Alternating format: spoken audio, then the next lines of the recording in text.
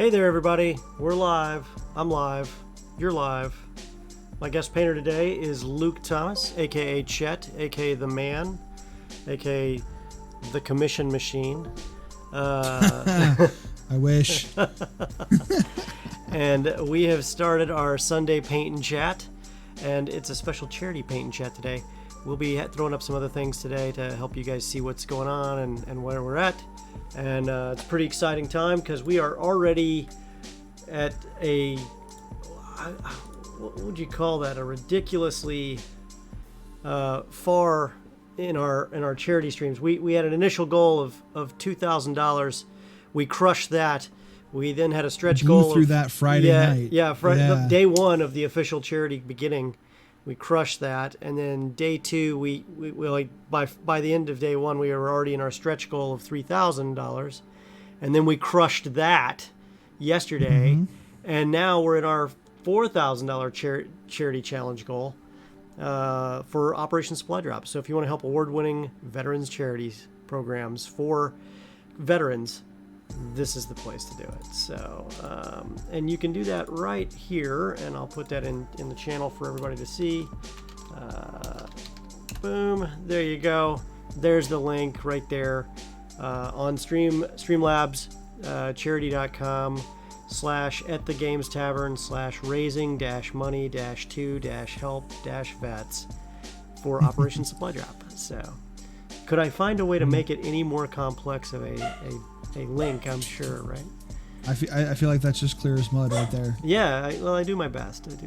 Let's see what else I can do here today. Let me check some other tech stuff here real quick. Chet, you wanna take the lead on some chat real quick here? Just talking to folks? Yeah, you bet, absolutely. I mean, I can talk plenty. Here, I'll show off one of my new tricks. So here we go. I've got my alternate painting cam set up so that you can see my painting and not just Reed's. And so we'll start. I'm actually painting part of the Kickstarter that came out of the Reaper Bones 5.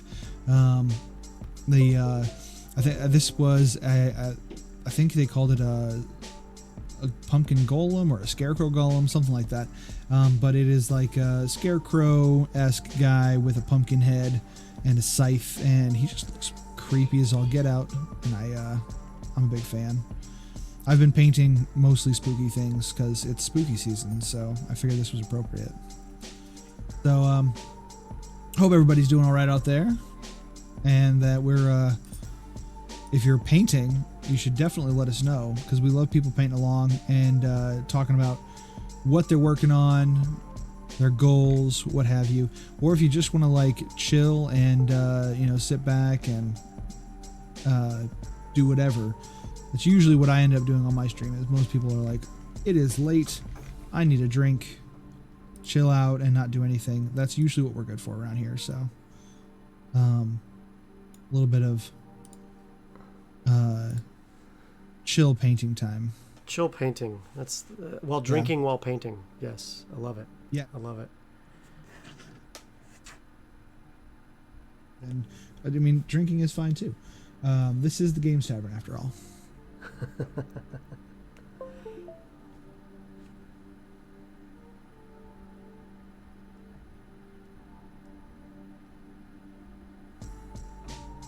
So I kind of started this dude a little bit earlier when I was when we were getting the stream started. So I got the first coat on the pumpkin head, and then I was testing out different colors that I wanted to do, and I found this really good one from Reaper called the Palomino Gold.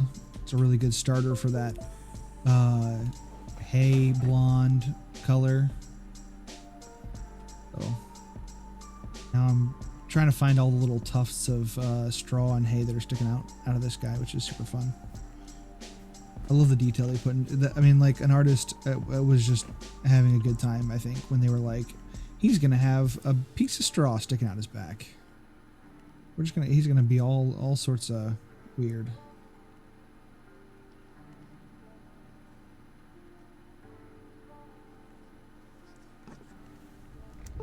Well, I'm done trying with that one. that's not going to work today. Forget about it. That's all right. I've got another option right here. We have tripods. We have other things that we can use in a pinch. Yeah. Thanks to the miracle of modern technology.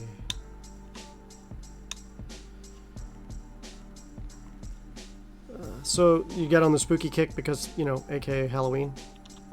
Yeah, well, and because the Reaper Bones Kickstarter came with some, the timing was great because this fine gentleman came in with my Kickstarter, and I had to paint him up, so I was like, okay, we're just gonna start the spooky kick right away. Yeah, as soon as that. You put that on your Twitter account, like all over your Twitter account, like that's your banner now. Yes, it is because because.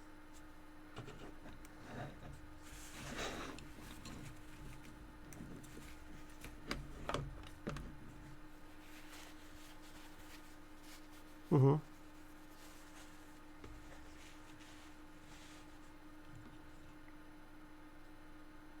Mm-hmm.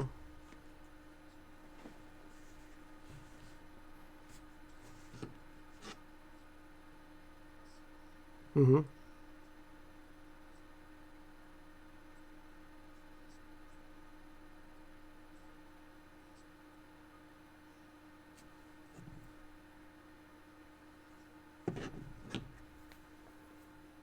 Which painter can they not hear? They can't hear. They can only hear me? Huh. Hold on a second.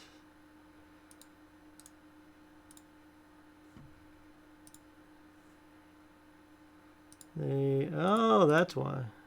Hold on a second here. Test, try it now.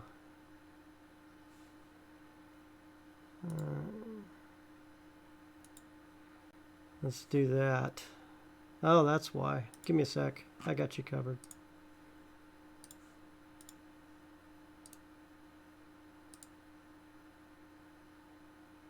Now say something. Do they still not get you, huh? No, hang on one second. We got to get you fixed.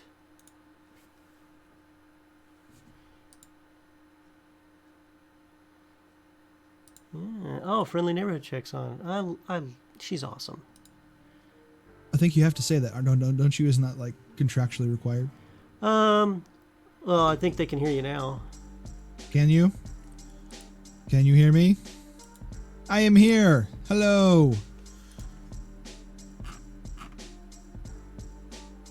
We're going to make sure they can hear you on every channel. Voices. There are two voices. Yeah. Huzzah.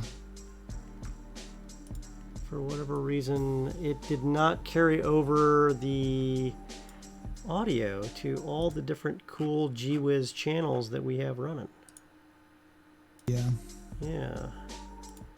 And we just can't have that, I guess. So, I was talking about my pumpkin beholder fixation, which is pretty strong. Yeah. I mean, creepy, but yeah. Yeah. Well, run with it, man. Run with it.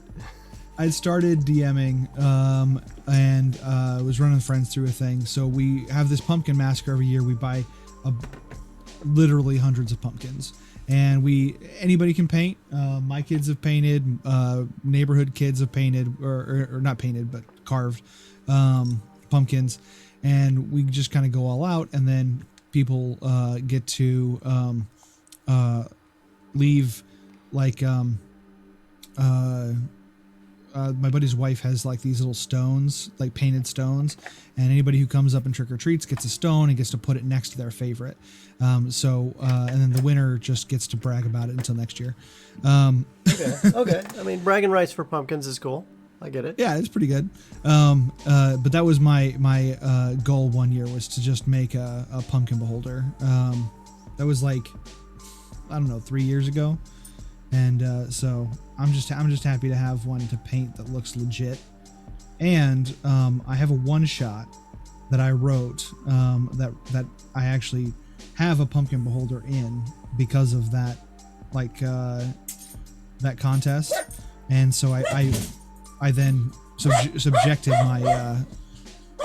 subjected all my friends that we were carving with to the horror of the pumpkin holder. I'm gonna mute for a second because I think somebody's home. No worries, no worries. And while he's muting,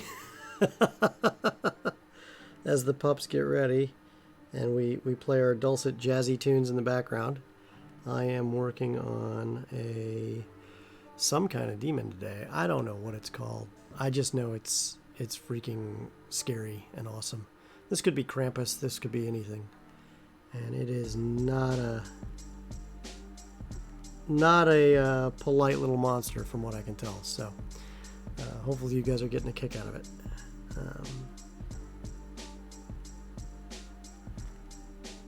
Woof, woof, woof. That's right, friendly neighborhood chick. Who let the dogs out? Biscuit's angry. Biscuit's angry. Biscuit from the Dirty Deeds is visiting. How are things going on Dirty Deeds? He asked knowingly. Yeah, I was gonna say Dirty Deeds is going fantastic. We're not dealing with horrible mind-bending crap. That would never happen. Yeah, no, it's we're in the Moorlands, and I'm gonna have to mute again because people are coming in the door. No worries. I got you covered. About that in just a second. Yeah.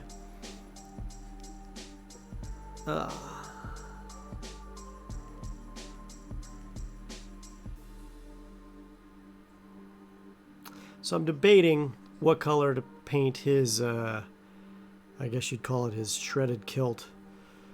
I'm not going to make it into a tartan, of course, so before anyone says it, no tartans. But if you got any ideas, I'm definitely all ears. So share them with me if you got them. I'm mildly disappointed that you're not going to try tartan. No, with it being shredded the way it is and the time that I have available to do this one, it just seems a bit much. But I'm trying to figure out the color. I'm thinking I might go with green, like an earthy green color maybe. A green, and then add some muck to it because he's obviously a filthy beast. Yeah, I mean, we're gonna do yellowed nails on this guy and everything. So, but I really want to make sure that the cloth on this guy pops. But how do I do that against the flesh tones in brown? I don't want to do purple either. I've been doing a lot of purple lately. I'm kind of just need to do something else. It's hard to pick something that's not going to clash, but I mean, well, I'm saying this because I have it right here, but I was like an orange or like a tabard red or something like that would also pop pretty well against that brown. Yeah. I could do like a yellowed cloth that he stole, maybe. Yeah. Yeah, I mean, that could work pretty good. Like a rucksack color with some muck. Yeah. When you say rucksack, what do you mean? Well, I actually... My rucksacks are all olive drab. So... No, this is my rucksack tan. This is actually the color I'm thinking of when I say it. It wasn't... I think basilisk brown is a pretty close... Yeah. Let me show that off right there. I don't know that it's going to... There you go. Is that pretty close, you think? Yeah. Yep, that's about what I was thinking. It's a khaki. I mean, like the rucksack tan I have is like a darker, like khaki color, like a yellowed khaki. Right. Yeah. Right. Yeah. That works good. Let's see here. That's probably what I'm going to use for some of my highlights on this guy. But I'm going to do a really, really dark brown for the overcoat, and then I don't know. He's got all these stitches, so I'll probably do something like that with the stitches. Keep finding more little bits of hay that need done.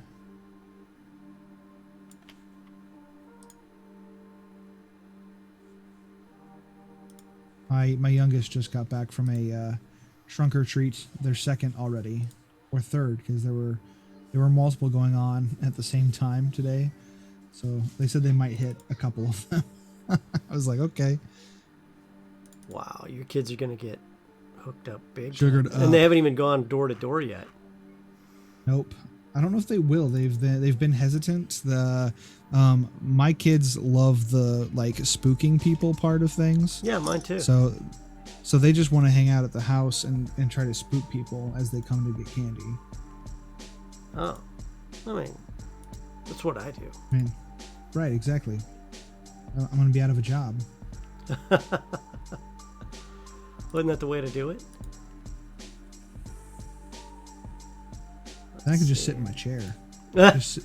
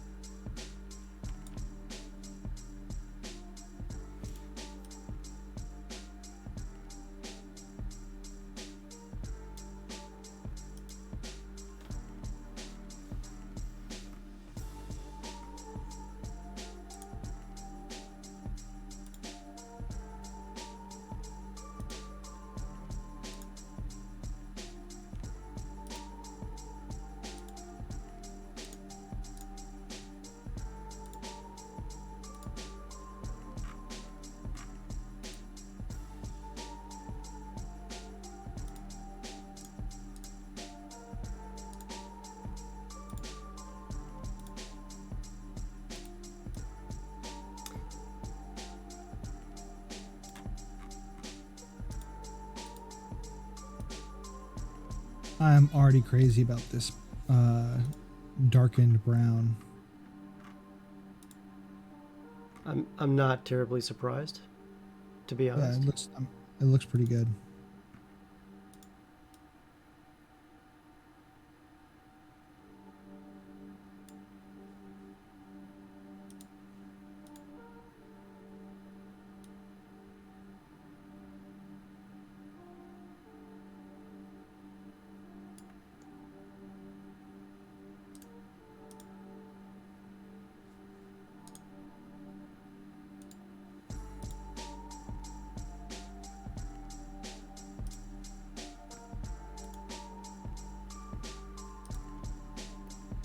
Alrighty then.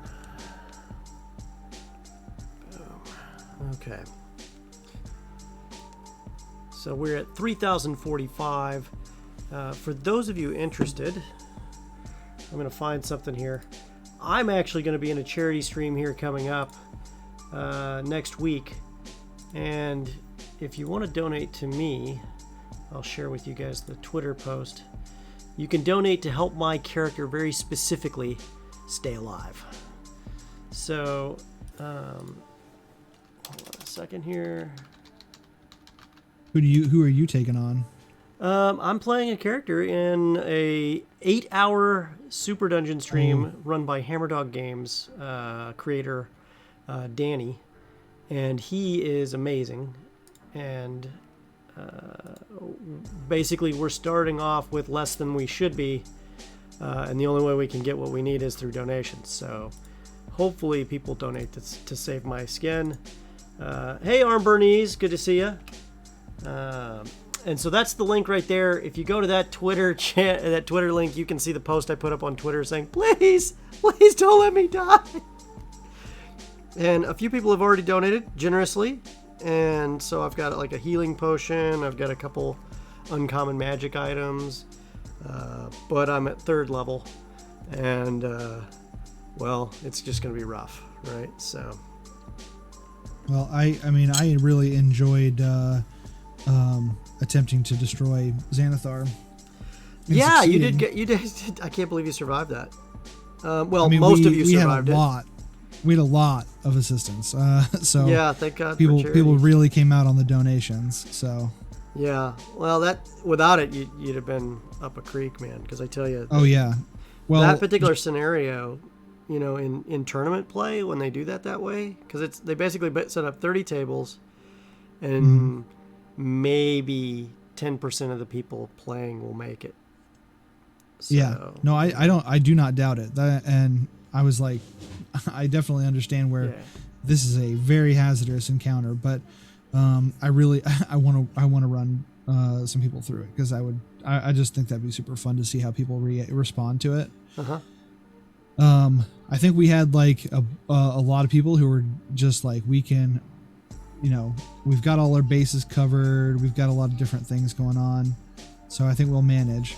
But we also we got pretty lucky with the abilities that came with some of those items. Because I'm serious, like giving the barbarian 4 attacks in a round as a possibility, that made the difference. That was huge. That was huge. Absolutely huge. That Hydra would have been a lot harder thing to deal with without that.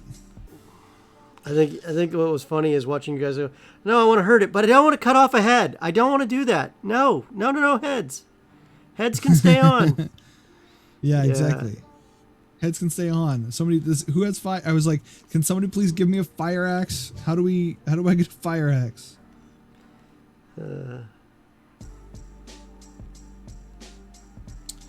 Yeah.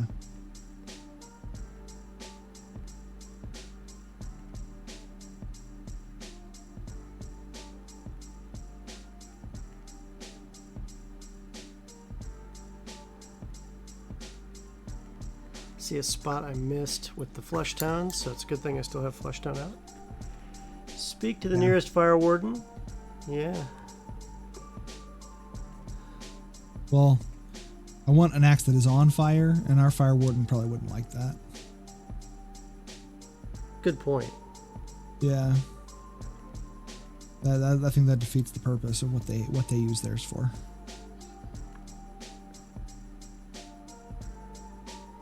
A lot of times they use it to open up the walls to cool the building down. Like when they go off to a house that's on fire, they'll cut holes in the roof to let the heat escape. Yep. Which I thought was just amazing, because to me that would just mean more air gets in, but at the top of the house it's not the area they're concerned about. It's shoving it out. Yeah. It's unfortunate, but I've seen them do that. Because right after they cut those holes, they jam water through it too, so. Yeah. But I was very surprised to find that out. Speak to a pyromaniac. Yeah, you're right. Exactly. That's why we had the wizard with us. But we just got lucky because he got 2 good hits to stop the regeneration. Well, he buffed you real good. That was Peter, right? Yeah, Peter. Yes. Peter did that. Yeah. He told me today he had a lot of fun, and I can tell, I'd love to have him back on just to play, because he's one of those guys who's a forever DM all the time. So giving him a shot to play, just makes a DM's day. You really want to say thank you to your DM? Say thank you to your DM, and then offer to DM for them. That's the sweet spot right there for him. Rule 1 is food, because that's far more likely to happen. Mm-hmm. And rule 2 is run something. Yeah. But I don't have the experience. No, you're just using an excuse because you don't want to. Grumpy Vet wants you to know you have pretty hands. Well, thank you. I spent a lot of time painting and grinding them into hamburger over and over again, and luckily I have a mutant healing factor that allows them to regrow pretty quickly and heal up pretty fast. So.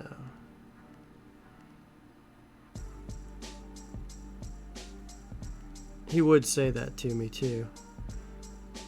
Grumpy Vet is a colleague and a soldier I served with a long time ago, and when I was in a combat support hospital years and years ago, before I got into all the shooty stuff and then all the smart guy stuff.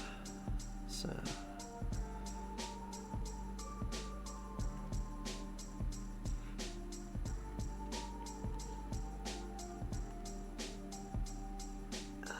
So far, I like Dare I it. do this? Dare I do this? Sounds sus, yeah.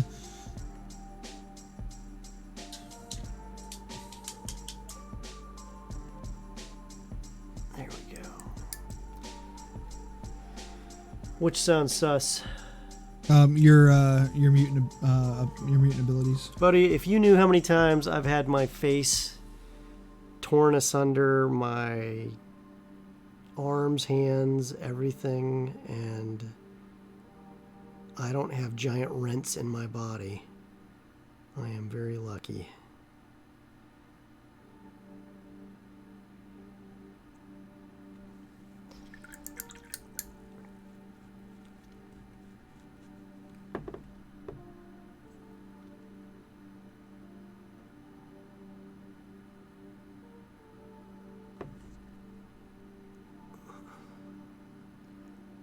Putting the yellow on the tusks he's got here too.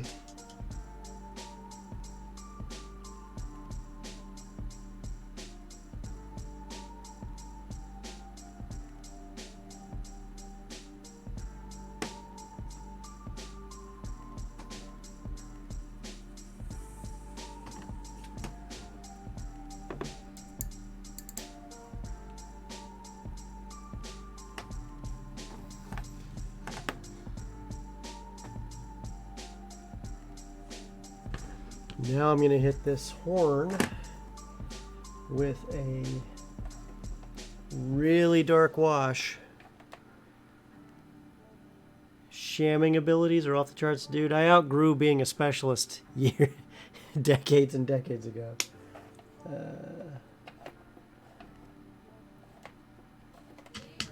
Dark tone, here we go. Ah, I hear the little ones. Yeah, there's a candy riddled child that you just heard. Yeah. Trunk or treats, man.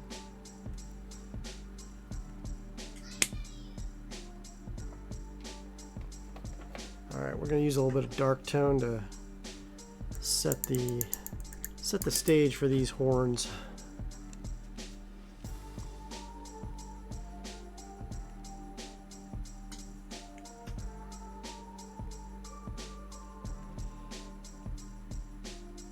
And if you've got an Instagram and you want to post your work, we'd love to see it. Or you can share it on our Discord in our minis channel. And you'll see some of the best painters ever in there who would love to see your work. And as well as, you know, talk paint, because that's what we do. Yeah, it's always nice to post stuff. I like to put my work in progress up there. Yeah, that's where I first saw your pumpkins. And then I saw them again on your Twitter, and I was like, oh, you put them on his Twitter. You got to share everything everywhere now in order to do anything. Yeah. I know a lot of guys are getting off Facebook. Getting off of Facebook, you said? Yeah, they're just like, there's no point. They have an algorithm that changes out everything that they do for the algorithm that you try to use to, you know, basically they don't even know how their own stuff works, so why buy advertising when they can't even explain it? Yeah, that makes sense. You know? I haven't really been on Facebook much. That's I can't stand pretty it. much where if I put anything on Facebook, it's mostly like the stuff that my mom would like. Yeah. I've pretty much stayed I've off of it. I've been posting the pumpkin stuff because my mom likes spooky things, but otherwise, not really my cup of tea. Not your thing? Nah. I have been trying to figure out how to do things on TikTok, and failing probably pretty badly, but I've been enjoying the process, so who cares? I mean, if you're having fun doing it. Right. I mean, that's how we got started streaming. We had no idea what we were doing, but by golly, we had a lot of fun learning.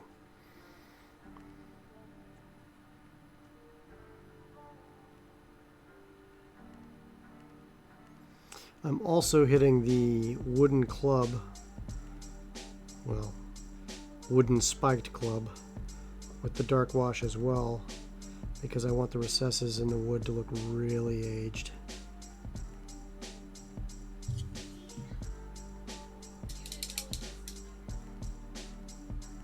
I can hear my son like scheming in the background. He is. Because he didn't get to go to trunk or treat. Yeah. And, he wants to tell everybody stories for when they went to trunk or treat. He just likes he likes to be the one to know stuff. Yeah. Well, there's nothing wrong with that. I think I was that kid growing up. I probably was too. I had one of those obsessions with NASA. Oh yeah. And I knew so I couldn't repeat any of them now because I've been obsessed with too many things since then. But I used to know like everything there was to know about the NASA program, and I went to see all sorts of astronauts. I met John Glenn. I've met probably, I don't know, 4 or 5 of the astronauts that graduated from Purdue.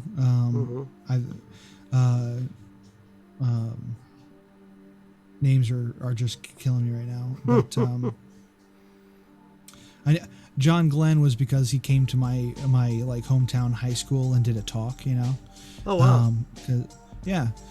We have some weird people that like weirdly famous people that come from my hometown and never come back because it's not a place worth being. I think that happens in a lot of small towns, man. Like where I grew up in Arkansas is the same thing. I grew up in Danville, Illinois, which is primarily famous because it's where the Van Dyke brothers grew up. Mm-hmm. So I met Dick Van Dyke when he came through and did a talk at the high school and that sort of thing. There were a couple of other astronauts that had left and gone to Purdue and then got into space. And so got to see a few of their talks too. So it's always a plus. Just kind of, yeah, it was like, that's nice. Nice of them to come back and do stuff, but yeah, it was, it was clearly like a,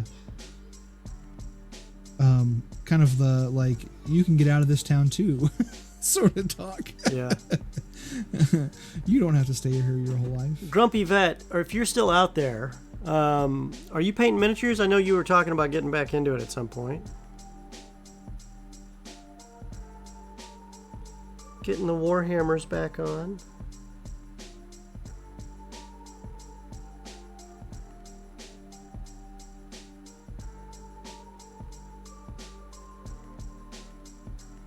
I had debated getting back into painting Warhammer because my brother is now interested.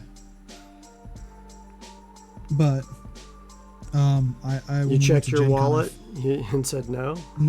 Yeah, well, exactly. No, when we went to Gen Con, I found a new obsession. What's that? That's cheaper. It's called Conquest: Last Argument of Kings. And like, this is the thing that I tell everybody, like, yeah, it's a new war game. Yes, it's lots of pieces and lots of time to get everything done. But if you buy like the starter kit, you get 2,000 point armies, and you do not need to buy anything else to field the battle. And I was like, huh. Really? Oh, hey, we just got a donation.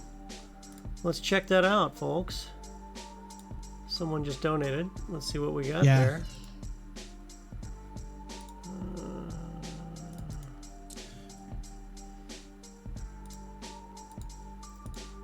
See what we got for donations today.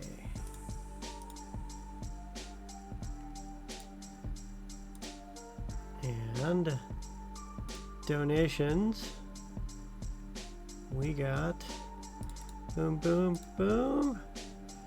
Tim H. donated $20 or Flan Blackmore to my D&D friends. I don't know what that's for. Let's double check to see if that's tied to a reward, which I can see, luckily. Someone can see it. That's me. Pull that off the other monitor over there. Scroll down. A luck point. Okay, so we're going to get a luck point to someone on one of the streams. So if that's for someone that I didn't realize it was for, let me know. But congratulations to someone for getting a luck point in one of the upcoming games here. That's always a hot topic. Yeah, if anybody wants to donate some luck points, you can show up on Wednesday night. And you can cheer for us a little bit over at the Dirty Deeds, because we need some luck. Yeah. We always need luck. Yeah, you do. You kind of do. All right, guys, I'm taking votes from chat.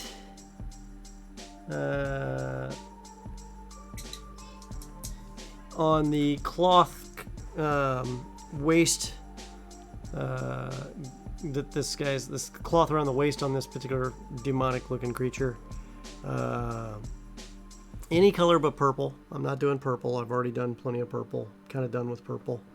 But I will take votes for other colors. Here, I'm just taking the screen for a second because Grumpy Vet. Yeah. Here's what I've got built of my men-at-arms and my crossbowmen. So I've been doing a lot of building. And I have another box of Knights of the Thousand Kingdoms army. I am almost done painting my not painting, but assembling my thousand Kingdoms army. And I have one piece painted that I'm pretty happy with. But Pumpkin Spice Orange is Grumpy Vet's vote for color. Pumpkin Spice Orange. Yes, please. Please, can I get some other votes too? I second Pumpkin Spice Orange. That's too close to the yellowing on the fingernails, I think. But you know, can we keep going? All right, Pumpkin Spice Orange is on the chart. It's on the chart, like it's a possibility.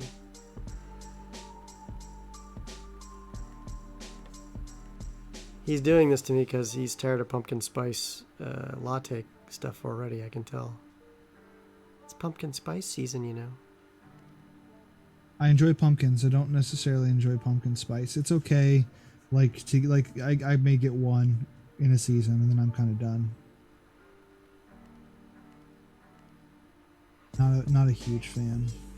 I just like my pumpkin spice on pumpkins.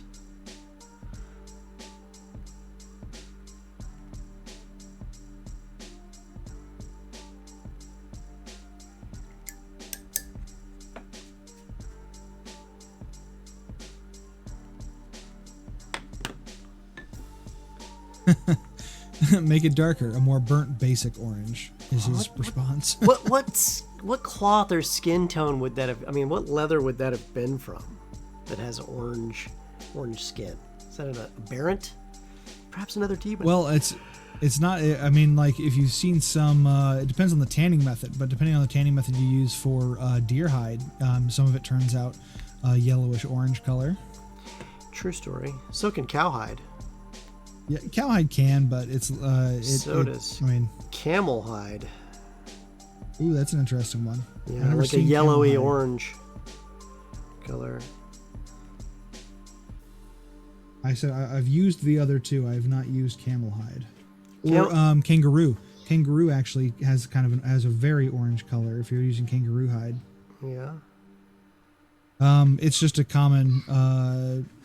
It's the most common use of for making whips. Ah. Is kangaroo hide. Okay, now he's having me try to sculpt Ugg boots and a scarf on it. No, we're not making Krampus. I have Krampus. Where's Krampus at? He's around here somewhere because he came again in the bone set. Oh yeah. Yeah. They sent it. I'm working on lips now. I've got to go real thin here on the color. think my children are... Yep, okay. Yeah, I knew that was... Sugared up. And he's muted.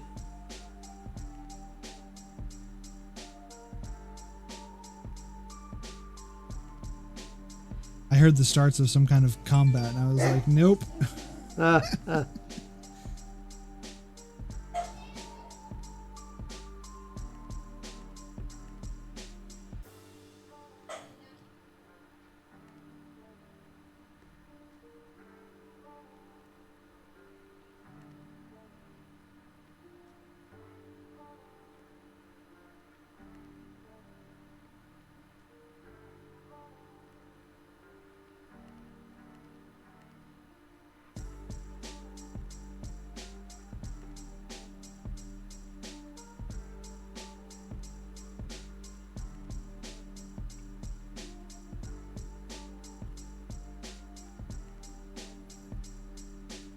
But yeah, that was I heard like Taekwondo phrases coming out, and I was like, oh no, Taekwondo.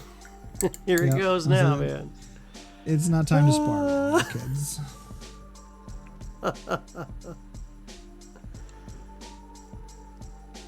I don't know about Ugg boots and a scarf, man. I just can't see myself doing that. You got any other ideas? I mean, also, there's not a lot of time for that. I mean, you got to get out the green stuff. There's a lot of work involved in that. I mean, I can do it. I just don't wanna. I was gonna say in one stream. I mean, now I kind of want to see it. I could definitely do it if I was doing nothing but that for the stream. I could probably pull it. Right, exactly. Yeah, I was gonna say multitasking. You're not gonna. I always assume I'm gonna get half as much work as I think I'm gonna get done when I'm streaming, because there is so many other little things that are gonna come up. Yeah. In my case, it's just about, do I really want to do that to this particular miniature? And for this one, no. I actually have plans on using this one as a creature in a game at some point when we go back to studio. We bumped into a lot of people in the DC area who were interested in, who did some stuff with us this past weekend and some other stuff with us next weekend. We're kind of feeling pretty spoiled with local people, local talent who want to stream, so I'm not going to complain at all. So some shows may be making their returns finally after some false starts twice now with Whiskey, Magic, and Destruction. We'll see what happens with that.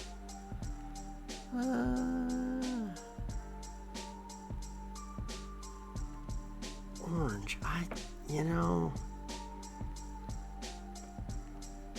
I'd like to hear what Neighborhood Chick thinks, if she's still in here. That Neighborhood Chick. Dwagon Faction and Conquest. He wants to know more about Dwagon Faction and Conquest. The Dwegholm. So the Dwegholm are pretty awesome. The Dwegholm are their variation on dwarves, and I did just recently read all of their history. So they were actually made by the dragons in like. The world is set right now kind of a post-calamity sort of situation. And the Dwegholm were made by the dwarves to make fancy houses, or made by the dragons to make fancy homes for them, essentially, and works of art and that sort of stuff, until they got tired of being slaves and decided they were going to rise up against the dragons, and the dragons didn't like that very much, and put them into a deep hole and said, hey, start digging, and when you're done, we'll let you know. And they pulled a Lord of the Rings, and they dug too far, and eventually they came across the tomb of the god of war, and he gave them a little bit of extra power, and they overthrew the dragons and reestablished themselves. But I like their power because the god of war helped them start a war. What a big surprise! Yes. Oh yeah. So now there's basically 3 factions within the Dwegholm, and that is there's a sub faction of people who worship the god of war. They believe that he's their savior and that everything is hunky dory now, and they'll fight anybody who says otherwise. And they get a little bit more of their power directly from that god of war power, which is fire. Many of them become pyromancers, and so you'll see a lot of that built into their subclass. And then there are those who are basically semi-neutral. They don't necessarily agree that the war was the best idea, but they definitely agree that freedom is better than being stuck. And then there's those that believe in going back to their ways of creation rather than destruction, and becoming artisans again. And they actually embrace a little bit more of the power that was given to them, and refocusing it to being able to be creative, which is really fun because they have a certain number of people within that group who have learned how to become metal benders. Essentially, they use their natural born talents of wielding and shaping metal, and adding the natural heat element that was given to them by war, and combine them into being able to create some of the cooler metal constructions, and making the only mechanisms of war that are out there. So these massive flame-throwing crossbows and things. It gets pretty ridiculous. What could possibly go wrong when you have flame-throwing crossbows? I don't know. And I mean, it feels like something that should just always be around. But they're known for making the cooler weapons within the world. So that's pretty fun. I do like their story. And their models are fantastic. The way they've done all of their sculpting is actually really good. I'm probably more drawn to the Nords, just because I love the giants that you can get for your army, and they are legit. One of the Jarl something or other that you can get actually carries just a massive tree as its weapon. And so it's just this giant, towers over everybody else, carrying a tree, and he just smacks into a regiment, and he can take out quite a few. It's quite fun. So there's a lot of the lore that they've built is pretty good so far. I think they've done a lot to try and drive more of that fan inclusion on their website. Rank your factions based on beard quality. I would say the Dweghom definitely have better beards, but the Nords have better stories about them. So that's probably the best way to go about it. There's also an ongoing narrative that if you're registered on the site, you can actually vote on the consequences and the actions of the characters. And so the Nords has one going on right now that there's I can't remember his name, but there's a main character who kind of accidentally became a leader among the Nords because he got real pissed and killed a god. So he just accidentally did that. It happened. Sorry.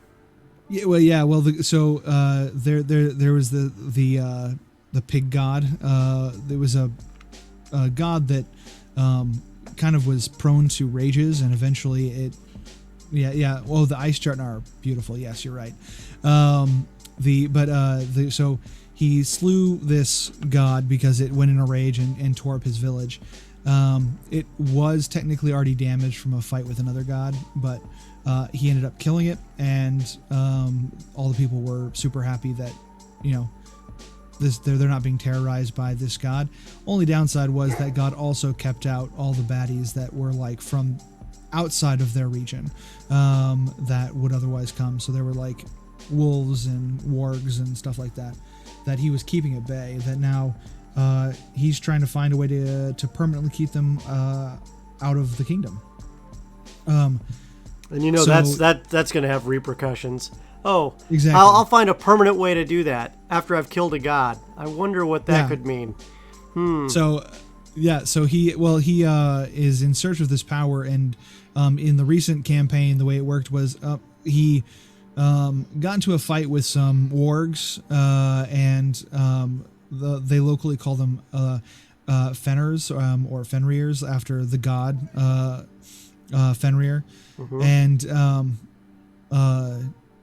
he slew a bunch of them. One of them got away. He chased it down and found a nest with 2 whelps in it, and with the fandom was given a choice of, should he keep them or should he get rid of them, and he chose. And so as a fandom, they chose to keep them.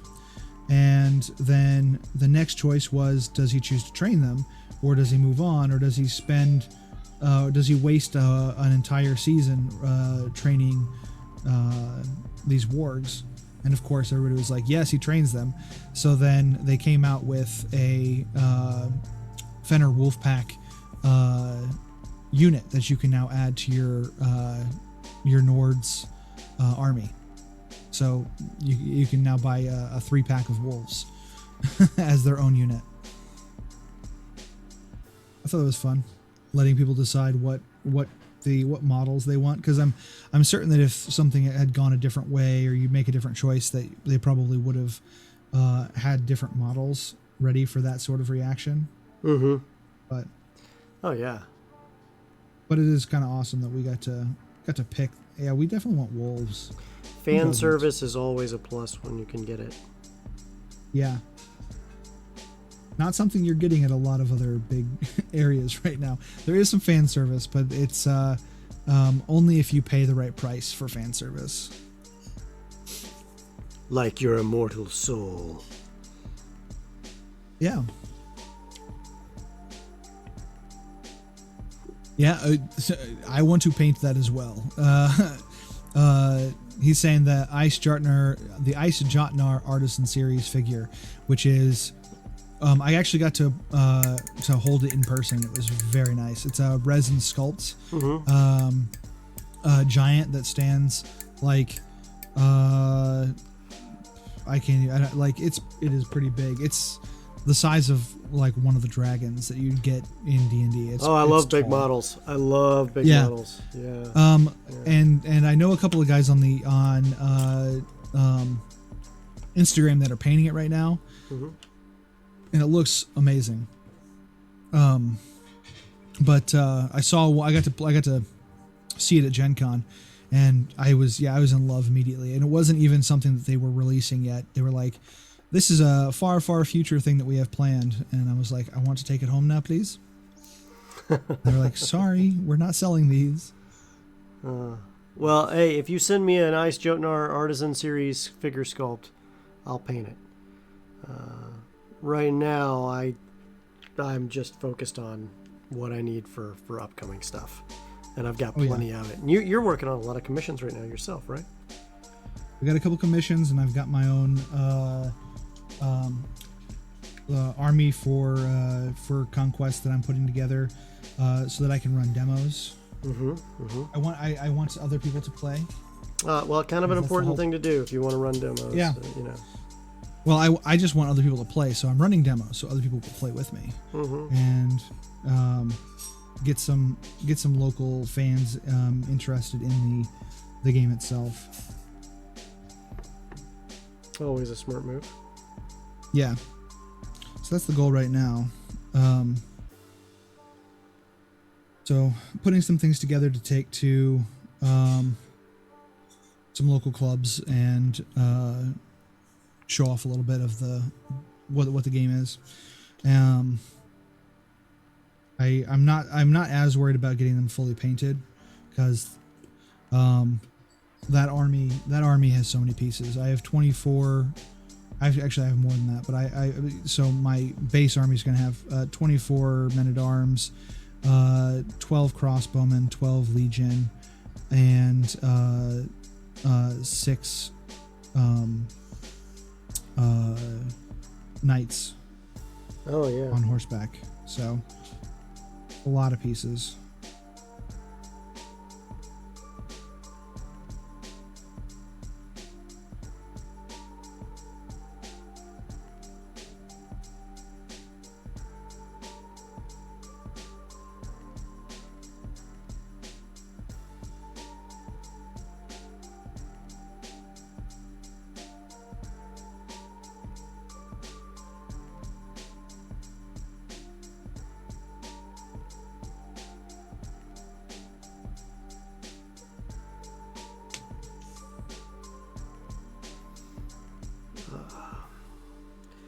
I like to base coat my skulls with brown before I hit them with bleached bone.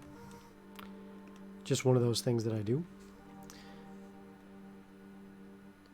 Done horses on nightback. Horses on nightback. I love it. You knights on horseback? Well, that's because I did do knights on horseback, but Yeah.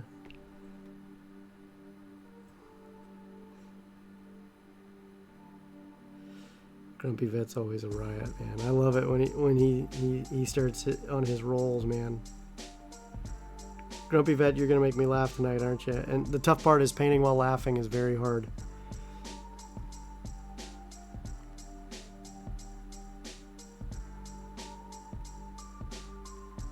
as long as you're not doing eyes, I think you'll be fine. I'm doing the eyes of skulls, but I've got, a lot of very tight spots I gotta hit on this miniature. And I'm doing weird angles because of the way they have it sculpted. Yeah, well, then you're screwed. Yeah. Well, it just means I'll have to do some paint corrections. Because I'd rather laugh, to be honest.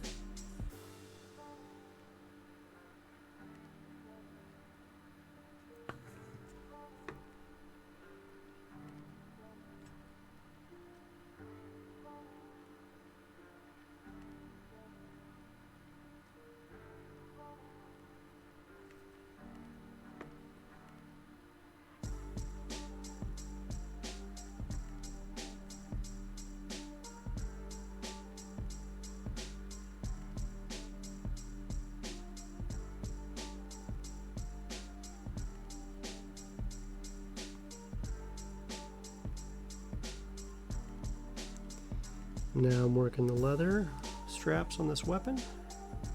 Let me raise this up slightly as I work. There we go.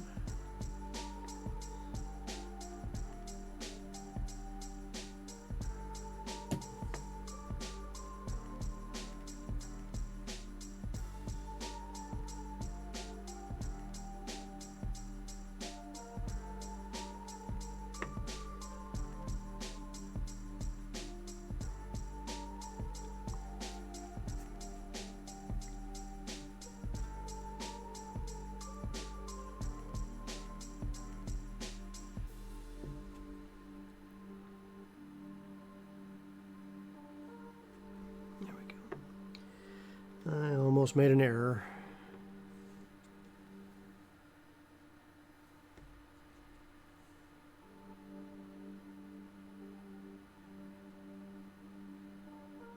So how many games of Conquest have you actually been able to play?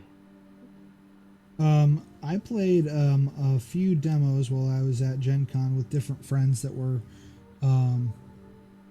wanting to try out some games. Yeah.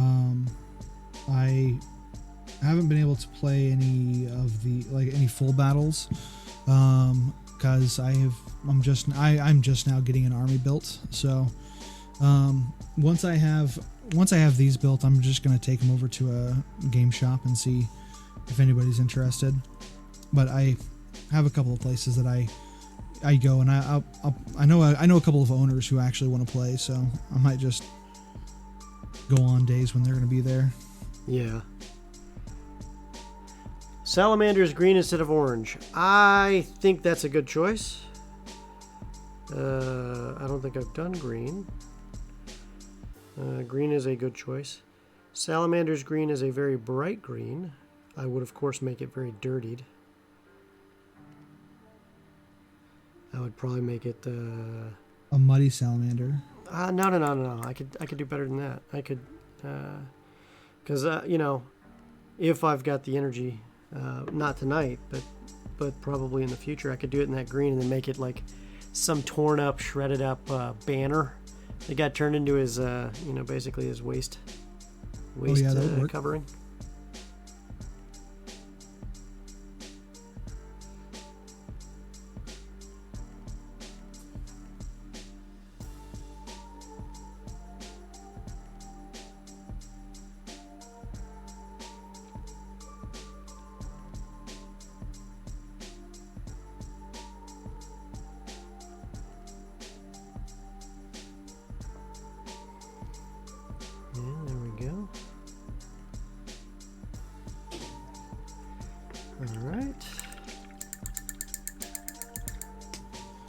Alright, let's do that green. Let's get that green on there. Salamanders Green. What do I got that's Salamanders Green? That's Orc Green. Salamanders, that's Dark Angels Green. Elf Green's a little too natural. Commando Green's as close as I'm going to get, I think. Shush it. Yeah, we're going to go with a Commando Green from the Army Painter. Streamroot bot, what are you doing?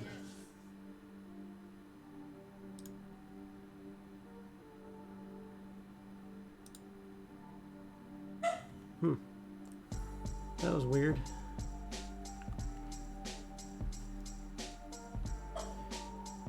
Streamloot bot? I'm not clicking that link till I know what it goes to. Yeah, that's what I thought. I'm gonna delete that. Huh. That was weird.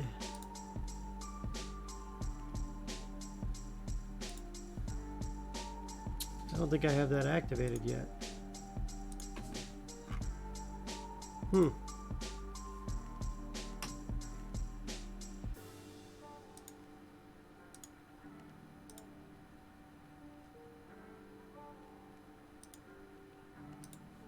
Interesting.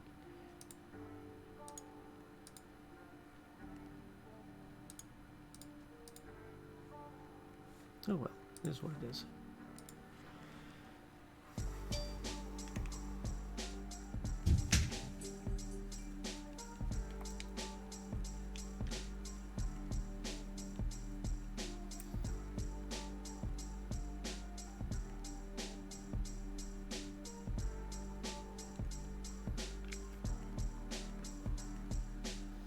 Commando Green. So it's a bright green.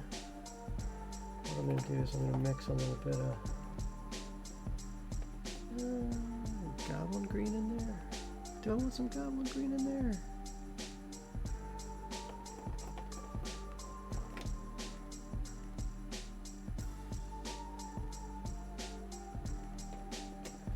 Let's do a little brighter Goblin Green.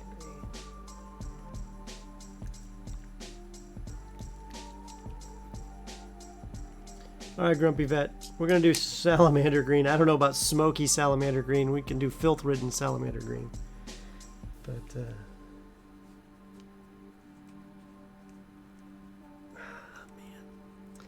That's the challenge. You got to shake these up when you haven't used them for a little bit.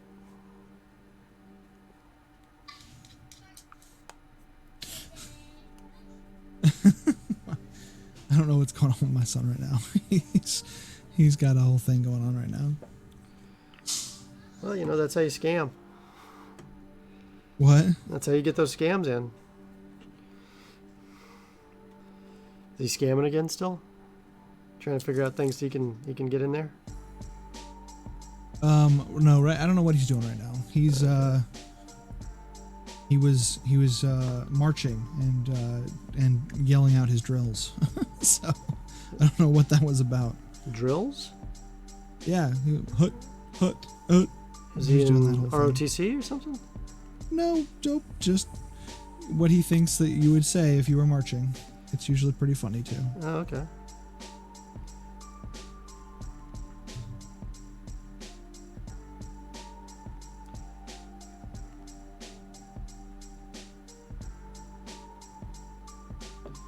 It's always funny to hear kids' interpretations of things, because he's heard so like on movies or whatever, people say "hut" and then march and do drills, and but then his version of it is always hilarious, because he didn't hear it quite right or doesn't remember it quite right, so it's like his was left hut hut hut hut hut.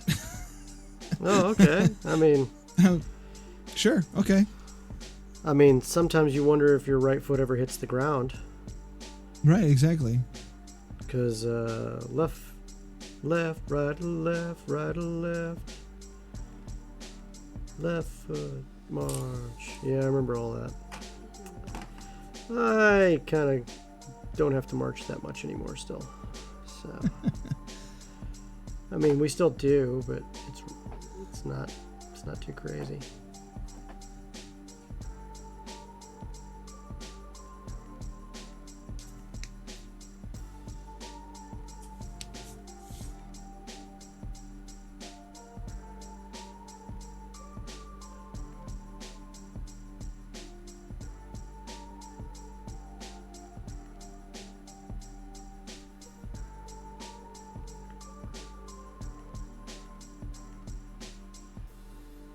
I'm getting that green in there for you, bud. Grumpy Vet. With the decision. We're going with this green. Good choice.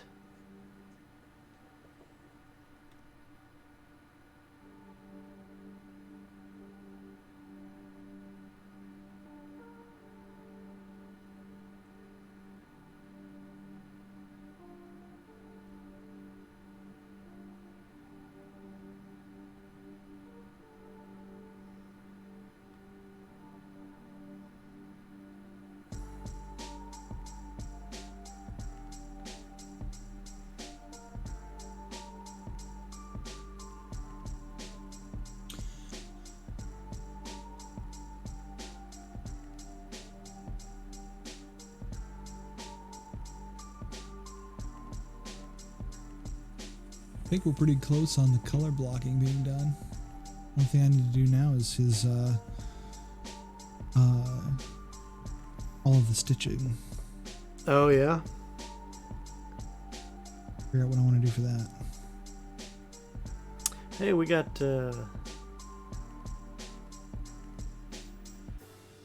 what do we got coming up at 8? We've got Tales from the Tavern. We're going to be raiding into them tonight. I don't know what they're doing. They're just talking the usual interview roundtable series that they've got going on.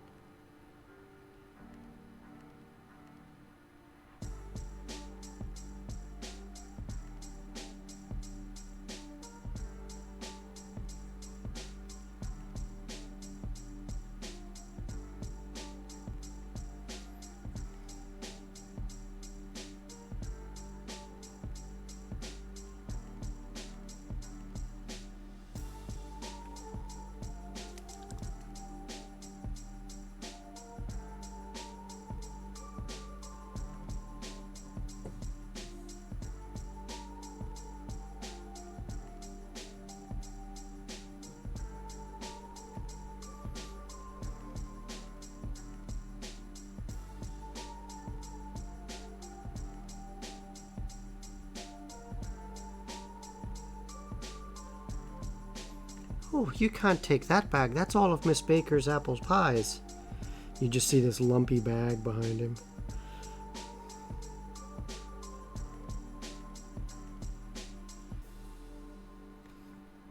And you just know he stole all this stuff off of somebody.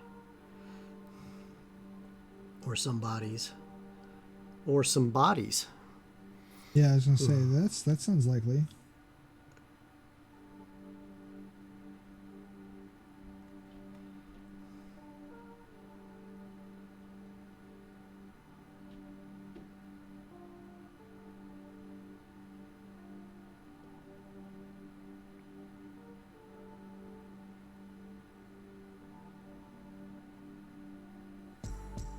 All right, I've got I got a good start on this guy early.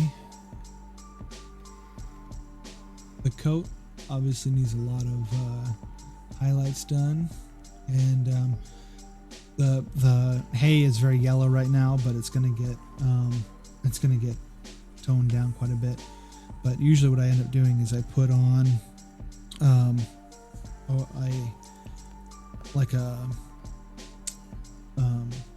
a sepia tone wash, and then I'll go over it again with this like Menoth highlight, this kind of lighter off-white. That should give me the color I want. Those the Privateer press colors? Yeah, this is a Privateer press color, yeah. Yeah. The minute you I'm said kind of mix Menoth. and matching at the moment. Yeah, the minute you said Menoth, I was like, huh. I know that's I know that faction. The probably gonna what be is it? using The a lot P3 of- paints they call them.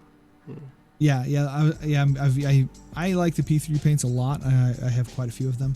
I'm probably going to use the Menoth colors and styling for whenever I get around to painting some of the spires from Conquest, because it comes with a lot of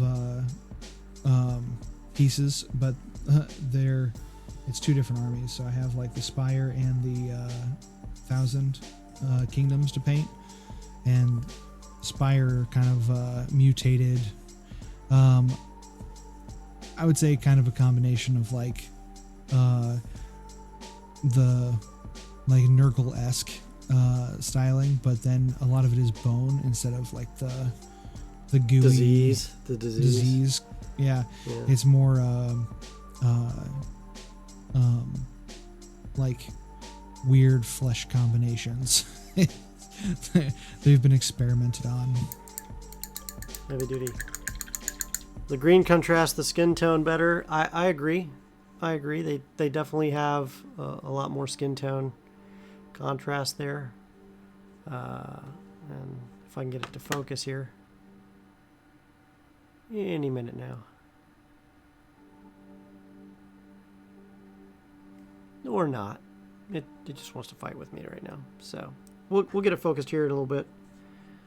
Let me see here. I'm gonna raise and or lower at the same time here and get a little different angle. There we go.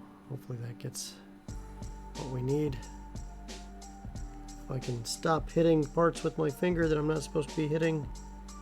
Dang it. Oops. Okay, now I gotta get some of these crevices in.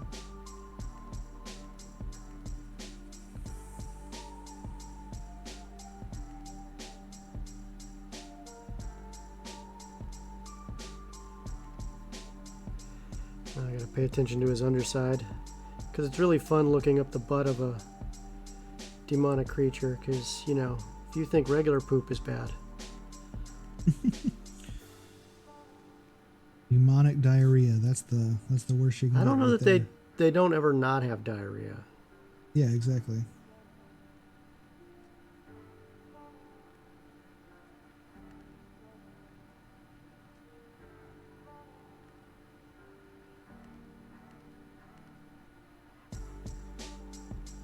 Every night's kind of like a bad night at Taco Bell. Ah! The ring of fire. Yeah. Because it burns.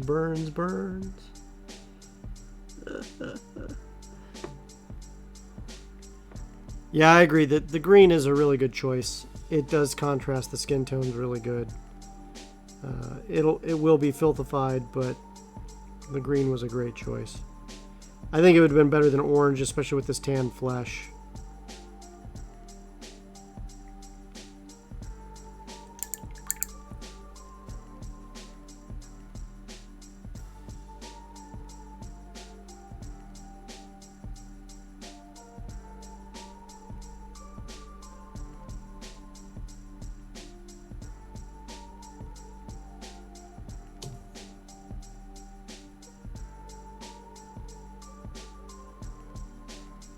Alrighty.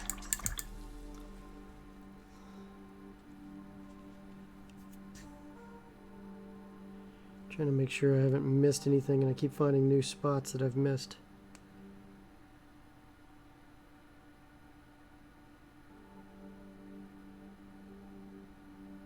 I'm trying to not breathe too heavily at the moment because I'm getting all these little stitches. Quick, tell a joke. Everybody tell jokes. My favorite joke in a men's bathroom is don't look up here for a joke. It's down there in your hand. No? I didn't make you laugh? Dang it. Well, I think my task is done. So yeah, bring it on. All the jokes now.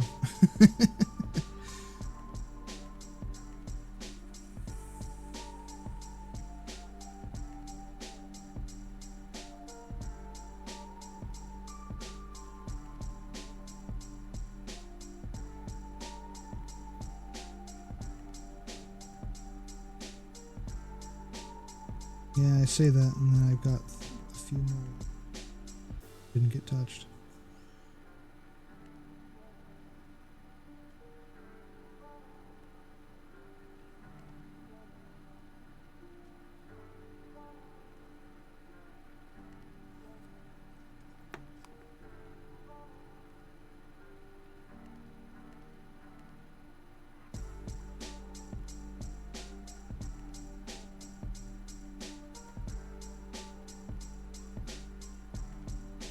There we go.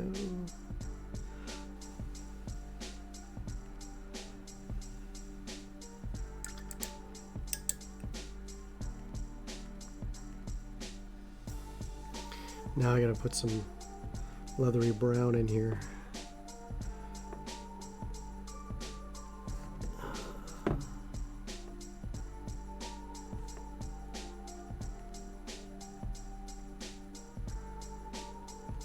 It just doesn't feel right. I think I want to go with a slightly darker color first, then hit it with the leather brown.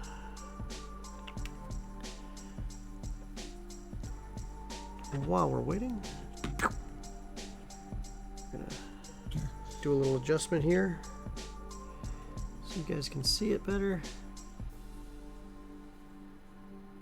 Hopefully that's, yeah, it's starting to focus so you can see the green tone on the flesh there.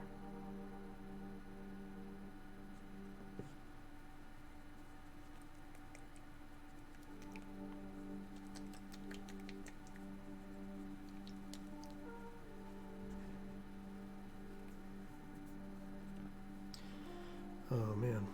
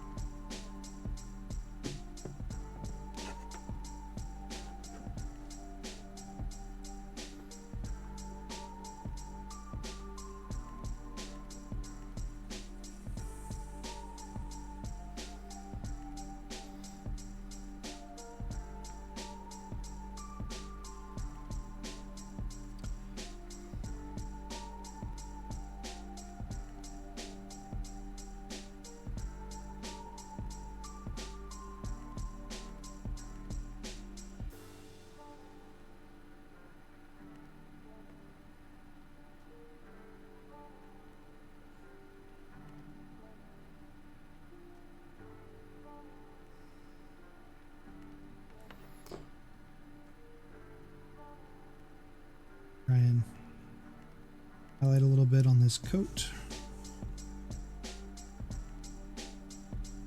A lot of folds.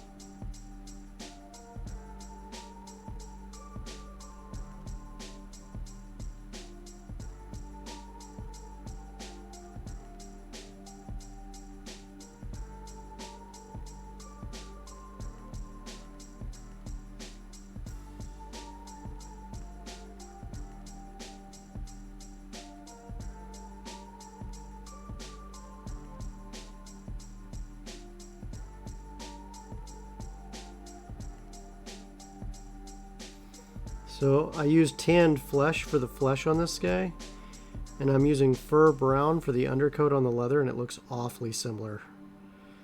Thank goodness this is just an undercoat.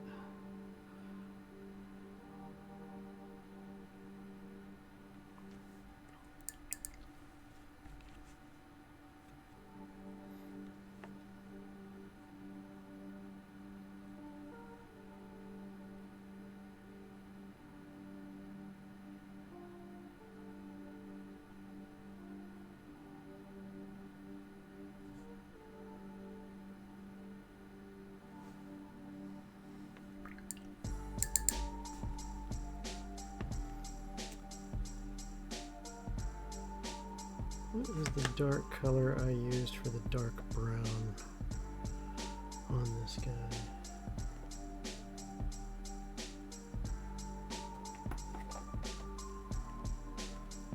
No, it wasn't dark stone. I used a different color.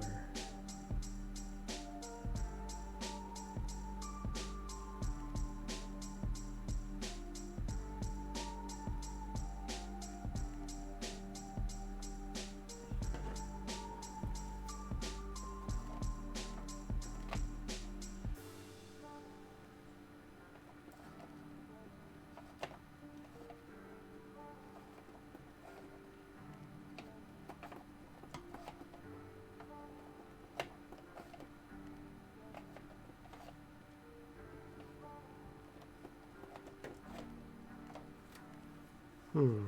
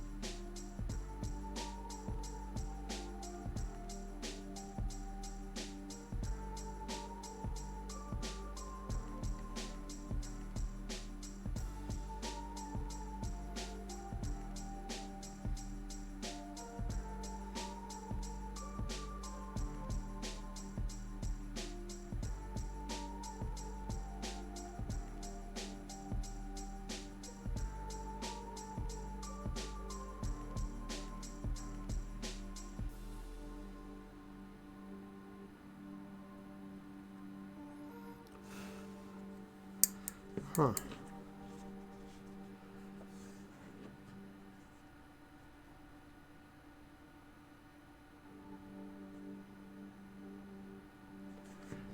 Hang on a second here.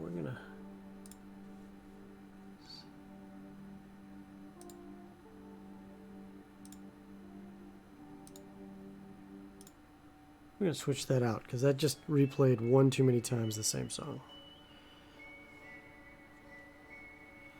So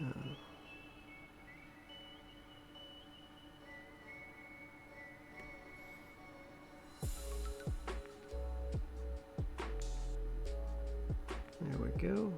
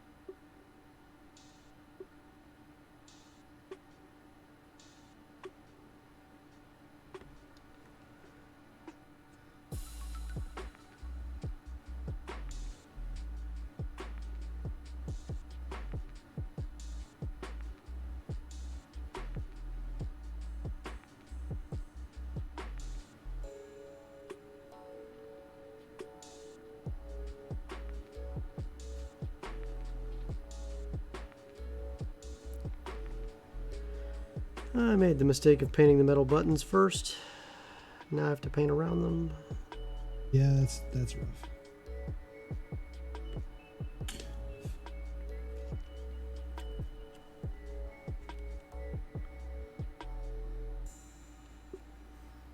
Thanks to the miracle of capillary action, all painting screw-ups are easily solved. I need my metallic, those guys.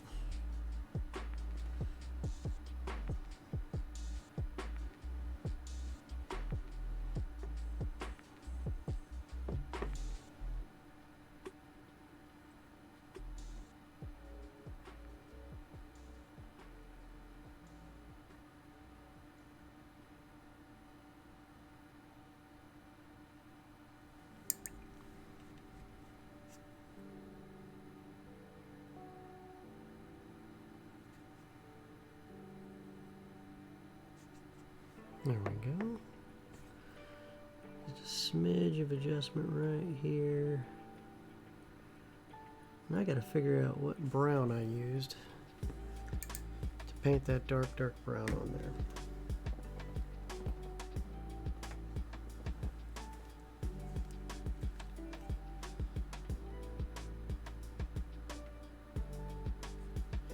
It was not werewolf fur.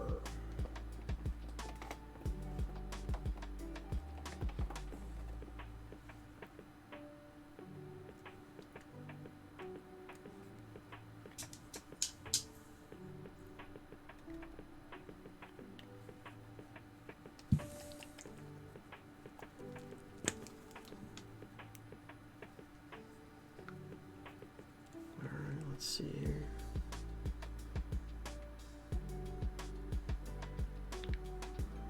I don't think it was oak brown either.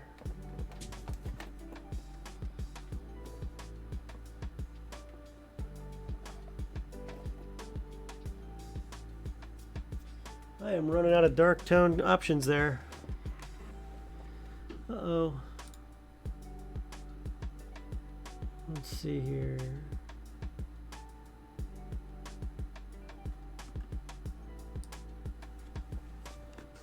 I spy a friend of mine in the chat.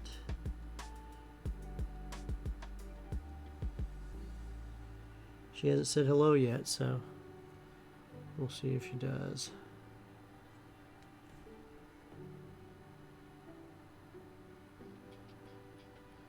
I'm stuck in on highlighting at this point.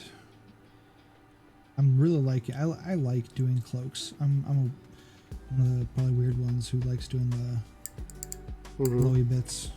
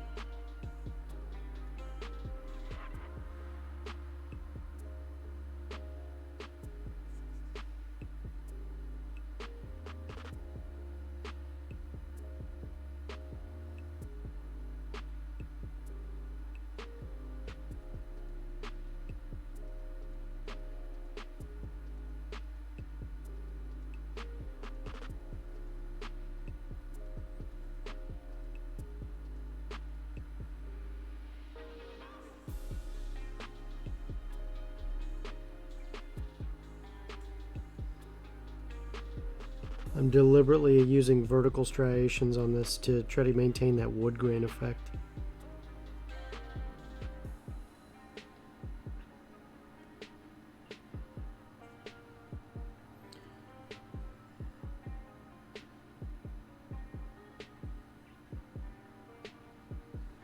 There we go.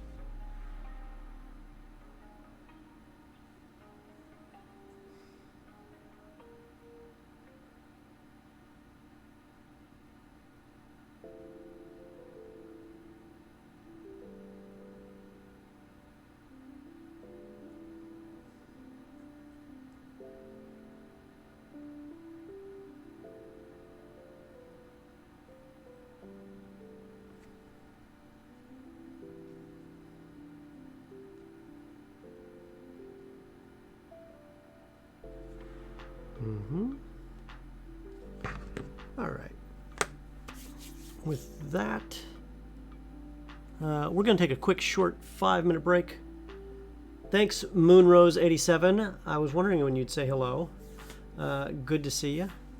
But we're going to take a quick, short break, 5 minutes. We're going to be right back, and we'll be talking more painting and chatting more a lot soon. So, see you guys in just a little bit. Hi, it's me, Scallothrex. When I'm not rampaging the world and trying to destroy everything in sight, I'm rampaging for new 5th edition monsters for my dungeons.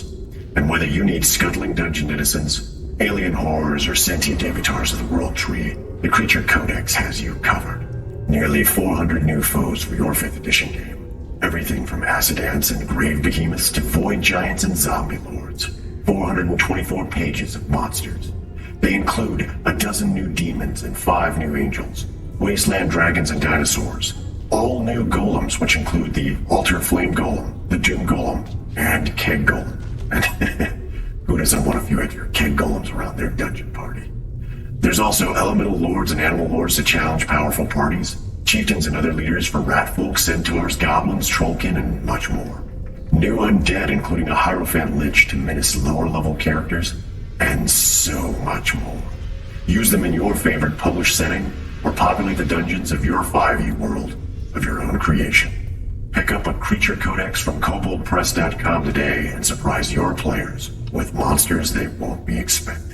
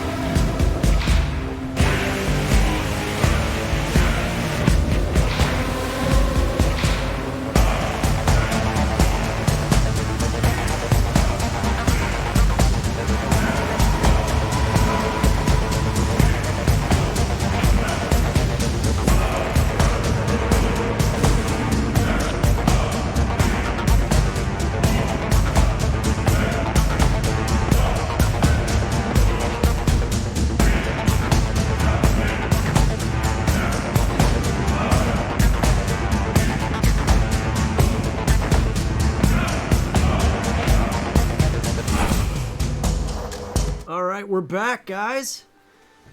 Woot woot. Yeah, woot woot is right. Let's see here. Break out those paints, Moonrose. She saw that we posted some of her stuff. She posted on our Discord. If you're not in our Discord, come check it out.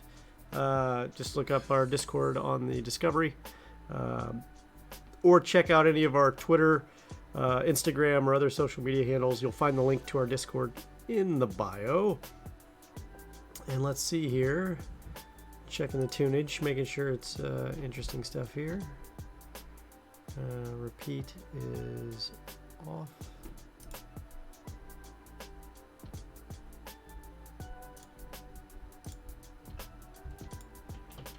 Let's see here. Yeah, let's see here. All right, so this should be wrapping up. We should be getting a new song on here shortly. If it doesn't, you're going to watch me go crazy as I fix everything one more time. Yeah, all right, cool, it did. Cool, life is good. All right. So I'm working on this crazy looking, or wild looking, semi-demonic creature. I'm not sure if it's what it is actually, but it looks a lot like a Krampus or some sort of terrible beast that you'd find stalking people in an abandoned dungeon at some point. And that's exactly what I'm going to use it for. So that should be pretty interesting. And what are you working on again today, Chet? I am working on a pumpkin golem, or scarecrow golem. I don't know which one you want to call it, but here's him. So we've got our pumpkin head with the scarecrow body and all the straw sticking out. And this is the shading that I've been working on just lately. Yeah. And next, I'm gonna get on the scythe. I want to make it a little rustier. So we're gonna get some different colors and stuff on there. Man, your pumpkin kick has been amazing. You want me to share my my pumpkin death knight too? No, I don't want you to share any of your gorgeous painted miniatures. Don't do that. Okay, Whatever good. you do, please don't share amazingly painted miniatures. That's not what this show's about. And Please do share it. Well, okay, so I've seen some really interesting versions of this one, and I like with like green highlights, and I really just wanted to go for that duotone look with just like the orange as like the primary pop color on him. So there's a little bit of bone, and then a lot of like gray, you know, tone back and forth. So this was a cool looking model too. Truly. And I did, and then the basing, I put red and yellow flowers for fun, because I was like, he's got to have a fall theme thing going on. You kind of do need to. I mean, like if you're gonna do pumpkins, it's just the way to go, right? Well, that's so I get these from huge minis. A little lower if you can do that. A little lower, yeah, there. A little lower. Talk to. I was gonna show off. Yeah, I've got to be talking and do all the things. But I was gonna show off the basing, because there's like little flowers that I get from huge minis all over the place, along with the models. But I love having these little tufts and flowers all over the place, and I do that a lot on my when I get hero minis specifically. If anybody sends those my way for like a commission work, I usually try to find a good color of a flower to put in the basing.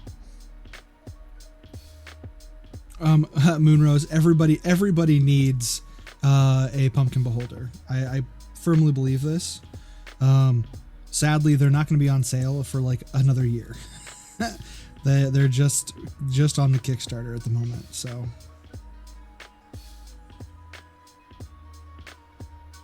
that's the Bones 5 series. Yeah.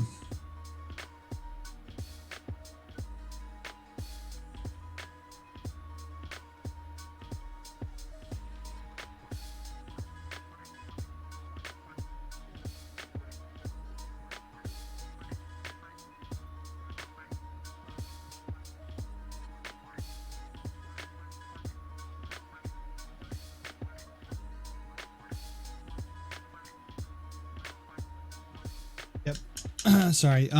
All the ones that I've been painting lately are from the Bones 5 Kickstarter, because they came with a whole bunch of spooky, scary bad guys. So I thought, why not? This sounds like a great idea.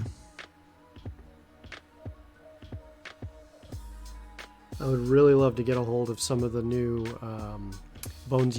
Reaper Bones USA. And get some time to try some of those out. They look really good. They I've got a couple that I just picked up, but I haven't gotten to paint them yet.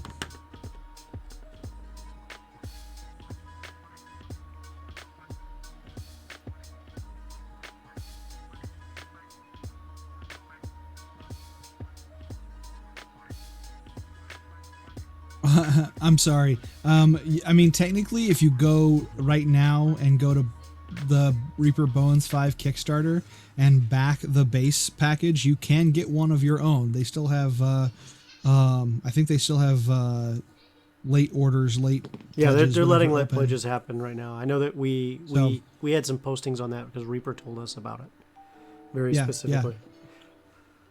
Yeah, they said the same thing to me. Yeah. Because when I posted that online, there were people who were like, how do I get? And I was like, I don't know, Reaper, answer questions. And that's what they said was it will be out in 2022 and hopefully in time for Halloween, and then you can also still late pledge at the link for their Kickstarter. Mm-hmm. So because they're still fulfilling parts of that Reaper Bones 5 stuff, right? Mm-hmm. Yeah. All the stuff that came in after the Kickstarter closed is still happening. So there's still a lot to do. Oh, I'm trying to figure out what I need to do next on this guy. He looks good. He could use a wash, probably. Especially, I need to get some dark tone. I got to break out. What are you gonna wash it with? Dark tone. Dark tone, army painter. Because I'm gonna do the staff. I want to get some more wood grain to pop out. So, there's my dark tone. Nope, that's soft tone. I've got soft tone. I've got strong tone. Dark tone has abandoned me. It's abandoned me. No, I have a very cluttered desk, so sometimes my paints commit suicide and jump. So.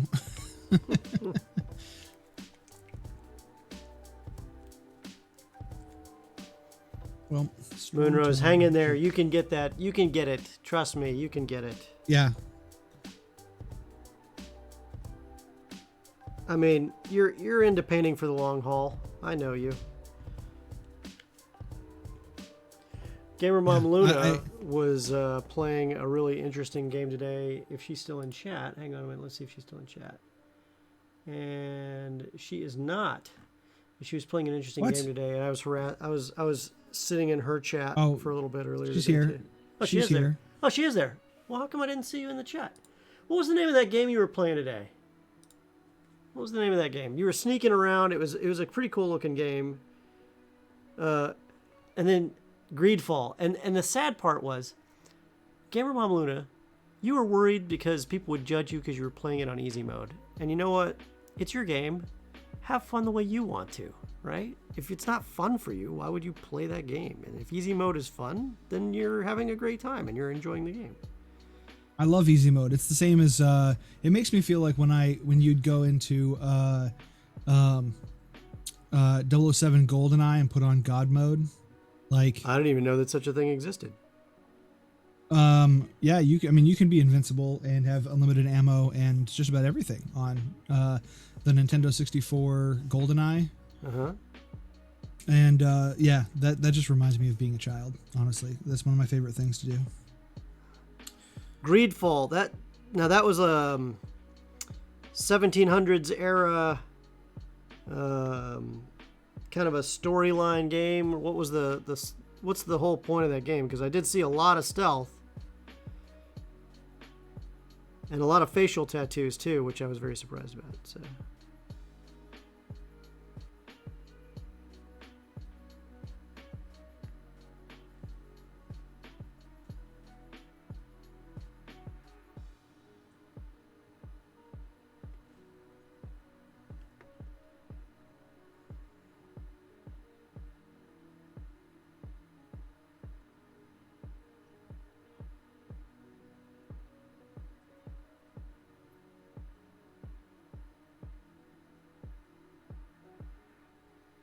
Whew. It's one leather bag down. Well, for one, it is on sale right now on Steam. Greedfall is on sale? Yeah, it's an RPG. The part I liked I was playing is the very beginning. Okay. And is it just like is it in the present? I mean, not the present. Is it in the real world or is it in a fantasy world? Like, is it in because, I mean, there's some things that just did not look like something I would have expected to see.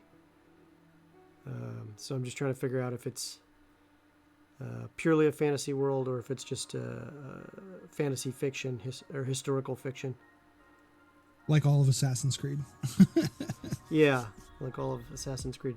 What do you mean there's not a secret society of assassins? Maybe there was. I'm not worried about that part. I'm talking about the actual history parts of Assassin's Creed. You're telling me the Revolutionary War didn't actually happen? It did. It didn't happen exactly the way they portray it, but that's cool.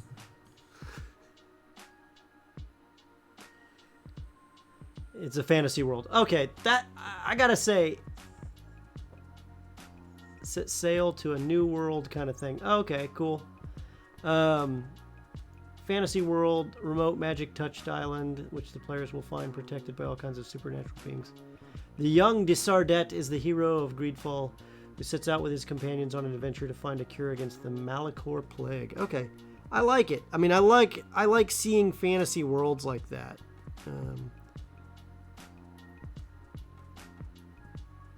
More of that, please.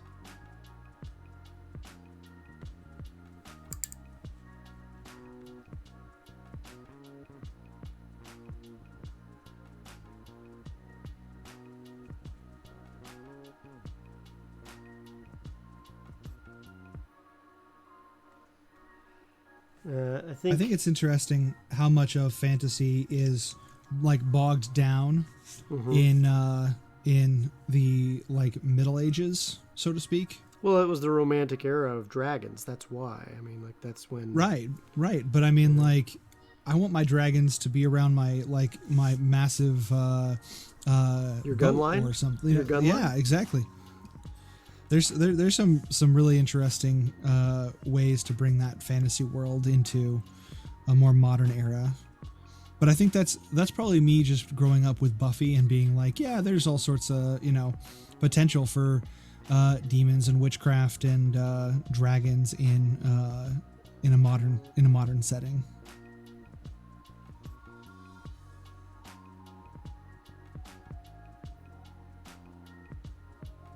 Apache 1222.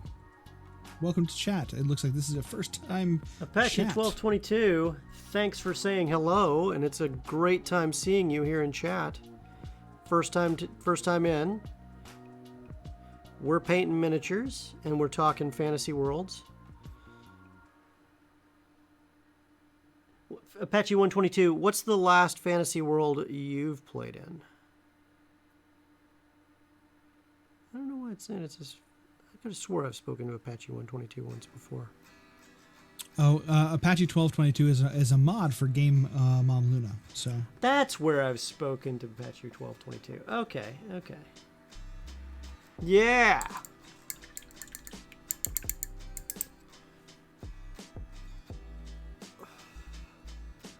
Uh-oh, Gamer Mom Luna's bringing in the Gamer Mom Luna army. Oh, No Man's Sky? No Man's Sky? That's a good one. My brother just started playing it. He said We'll see him later? Like a year from now? I guess. I don't know. I've been making him play some horror games co-op with me because it's spooky season. Well, Matt from the Mists, who's on our spooky, all the time spooky, not just for Halloween spooky show, The Mists, he's been playing a lot of Dead by Daylight. Yeah, it's classic now. Yeah, he had me literally watching him play, and I was like enthralled up until the point that they had like the killer with the killer baby. Yeah. I'm just like, no, baby's got to go. Too much creep factor. That, and I don't have an option to beat the daylights out of the killer. But then again, that would ruin the horror trope, I guess. Yeah. Would be interesting to be able to turn the tables. And what if they did that and they didn't tell the killers? Just they patch the game, and then all of a sudden, like, speaking of mods, Vivacia, our stellar hero mod from yesterday, is on right now. Yeah, speaking of, there she is. She just peeked in. It's good to see you, Vivacia. Speaking of which, this is a charity stream, so if you haven't had a chance to check out our charity, we're supporting all month long, or all the rest of this month long, Operation Supply Drop, which has award-winning programs for veterans. They've helped over 1.5 million veterans and their families, and it's been exciting working with them. We've worked really, really hard to support that charity, and not only did we crush our first $2,000 goal, we then crushed our $3,000 challenge goal that they gave us, and now we're on a $4,000 challenge goal, and we're just getting started, and we're not even done until next weekend. So now is the perfect time to jump in if you can. All right, so back to miniatures. I think this green's coming out nice. Can't wait to make it look filthy.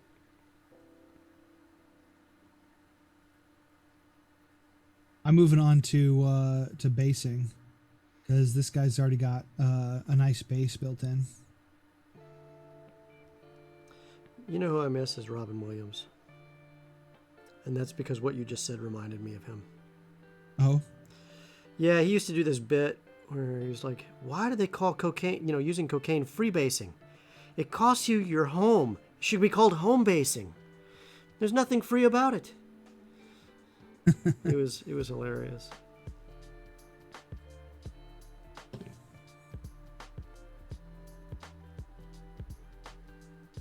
I met him at what was it? Something, I think it was in LA. And it was one of the most hysterical things I've ever seen. Him and Billy Crystal playing. No, I'm kidding. He does play Warhammer, and he is hysterical when he plays.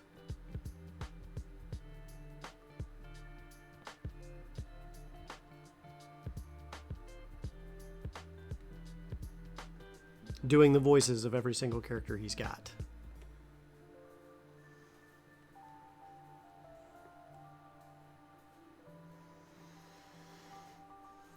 Robin Williams was the best. Hype, hype, hype. Aw, Gamer Mom Luna, you rock.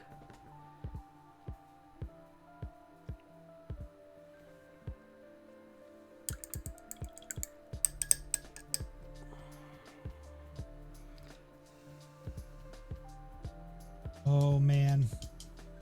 You know how sometimes you get you get a model and you look at it and you're kind of like, okay, this all makes sense, and then you're painting it and you're like, wait, that's not what I thought it was. Yep. This guy has a ton of ears of corn just chilling out on the ground next to him, and I'm like, oh yay, I get to paint a bunch of tiny corns. Yeah, I know what you mean. I actually don't mind it because it's kind of a fun detail. Well, or you start painting something and you realize there's something there that you didn't even see. Yeah. The detail pops after the fact, after you get some color on it, and you're like, crap, that's not what I thought it was at all. And now I got to go back and fix it. Hey, we just got a donation. Let's check that donation. thank you for that donation, whoever you are, but we're going to find out who you are hopefully soon here.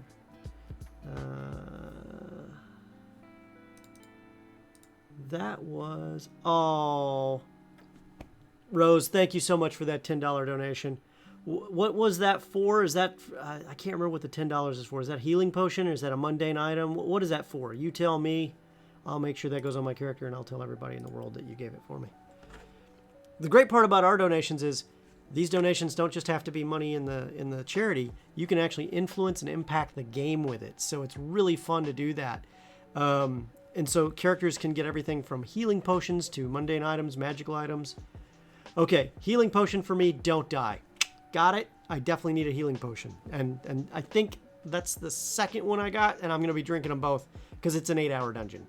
So whatever we get, we get. And even the mundane items, because we start at 3rd level, and we start only with our starting equipment. That's it. No, nothing else. And that's what we get. And then from there, we mundane items, extra gold, any of that stuff. We can't get it without you. So when you donate a mundane item, we pick out a new mundane item. When you donate a healing potion, we hold on to that for all it's worth because we're going to need it, and so on and so on. So thank you so much for that donation, Rose. And it makes a big difference. And I didn't run nearly as long, but the Let's Kill Xanathar, we needed every single... Oh, you did. We needed everything, guys. Like, we did... I mean, we barely got to the end, and we still were hitting the time limit. And my dungeon master for Dirty Deeds, he was like, we're almost we got 1 minute, so he donated to give us 10 minutes. 10 minutes of time. Yes. And then we had 3 more people in chat who were like, keep donating, they might need more than 10 minutes. It was so great. we got a few 10-minute donations there, which was awesome. And we managed to kill Xanathar, and we only lost 1 player, which is pretty good, you know. But I mean, if we didn't have people donating to get us the equipment items and like all the little things that we needed, it wouldn't have happened. It would have been rough.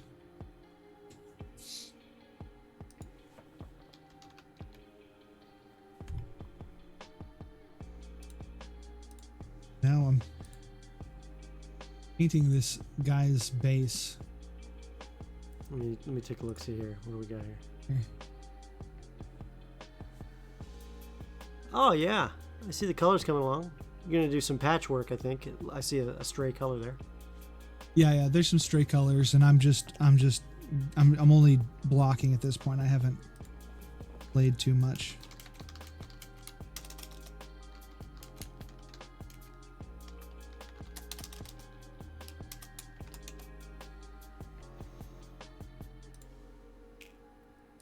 Awesome.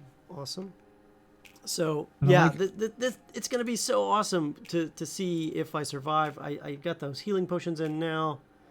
Let's see here, checking to see my inventory. I just put it in there right now. There they are.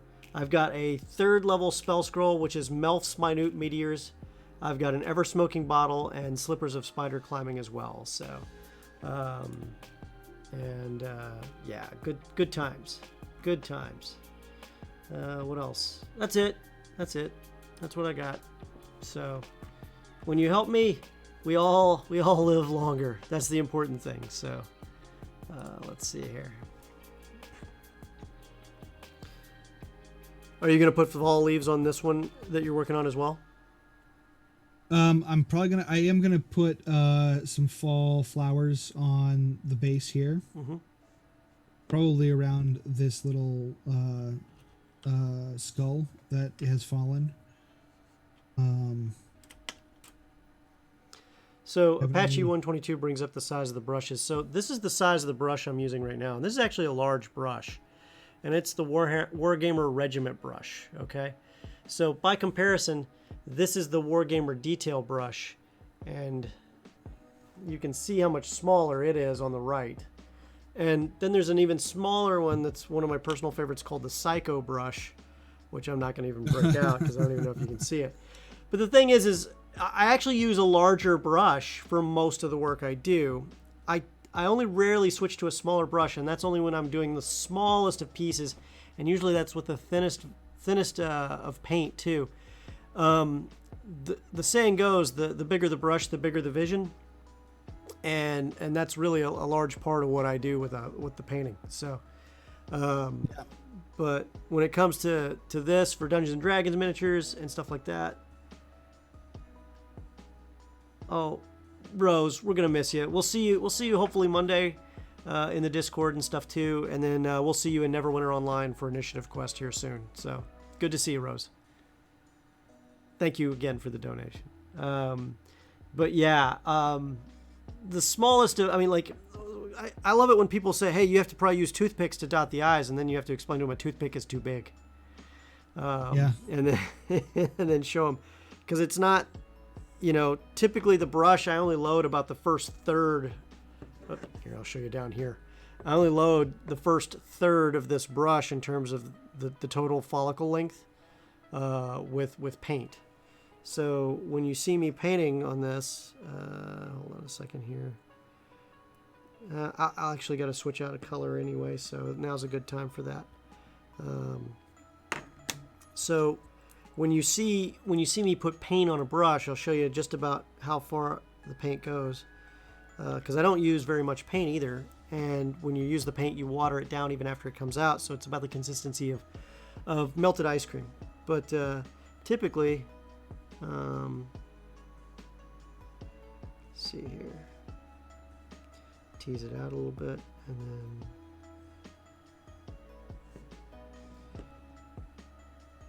then it's kind of hard to see with the water, so let me pull that out a little bit. So if you look now, you can see right the tip. Only the tip is wet with paint, right? And that is all I really do. And then from there, I will then tease that paint out a little bit because I don't want too much on the brush when I load, and I want a lot of control when I'm doing this. So that's a big part of what I do.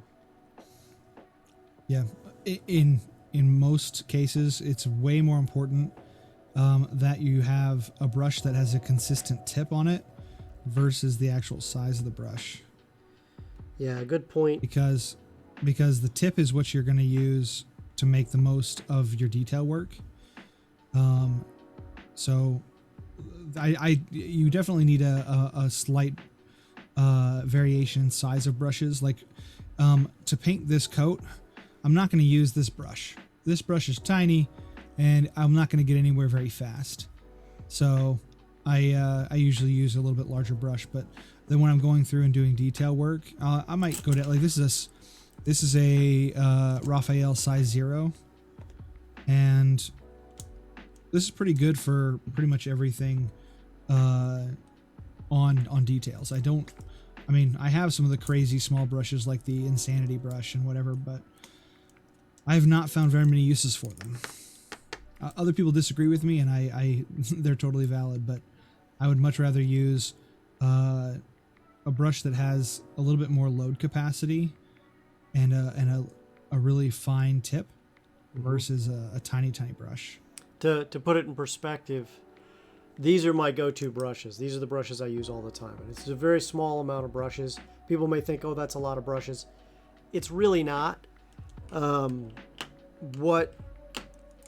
Especially when you consider that, I have, let me explain. I've got all of these brushes. I have all of these brushes, and then I have all of these brushes as well. So I have all these different sizes, styles, and different companies' brushes that I've used, and I've had them last me for, in some cases, 10, almost 15 years, and sometimes even longer, because I take care of my brushes, right? Take care, Gamer Mom Luna. See you later. In about 20 minutes, 30 minutes, actually, we'll see Gamer Mom Luna, because we're going to raid over there.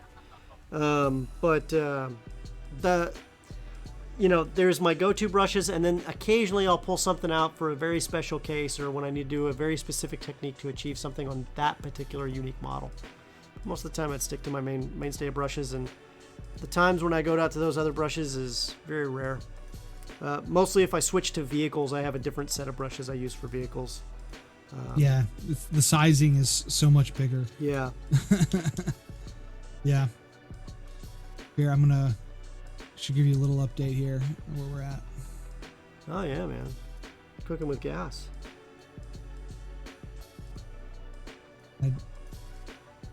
I'm not a super big fan of the rust effect. I wanted to wait and see how it looks fully dried, but You using the dry rust? Changes.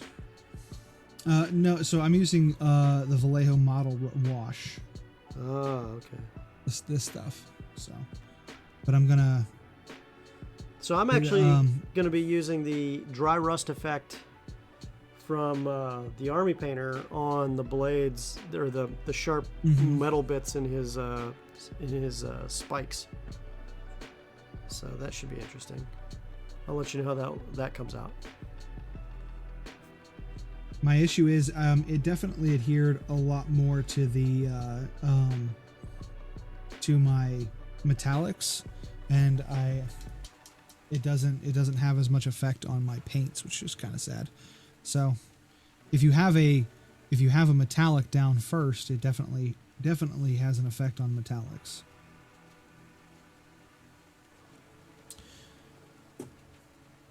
That's the first time I'm playing around with that one.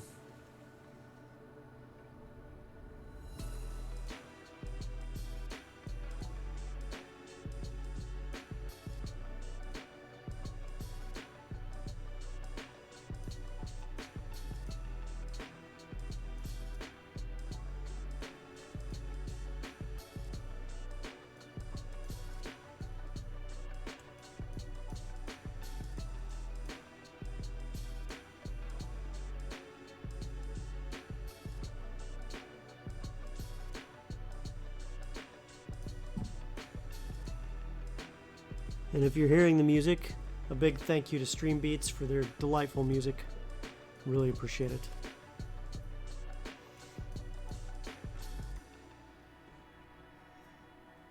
They always come out with some good stuff. They have been, especially lately. Let's see here.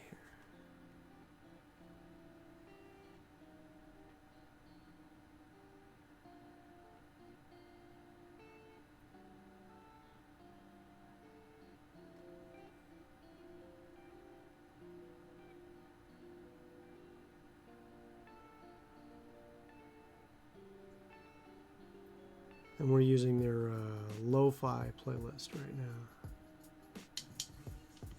because it's very chill.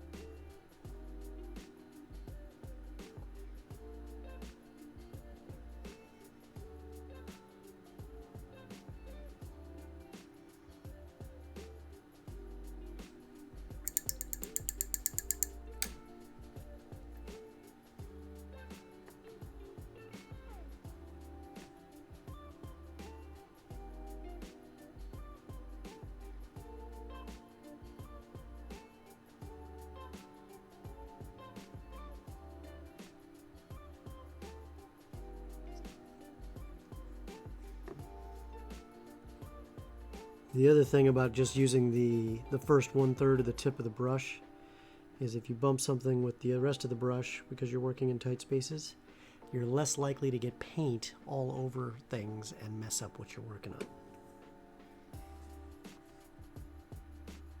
Kind of a critical factor when you think about it.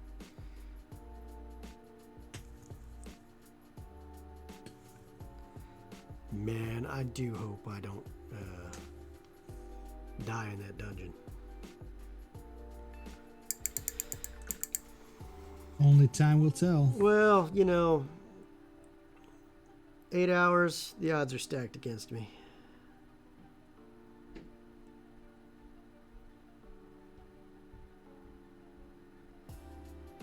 but a lot of the players are clever.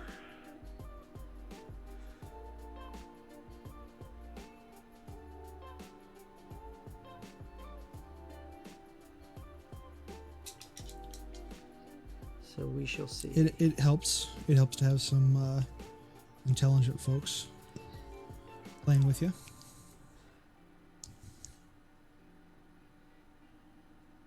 I said clever. It's like the difference between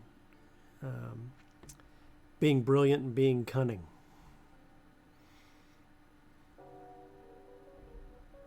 It's a form of intelligence. Yeah. Just not the classical definition. Yeah. So I like that everybody has the right amount of cunning. All right, now to soil this just a smidge here and there.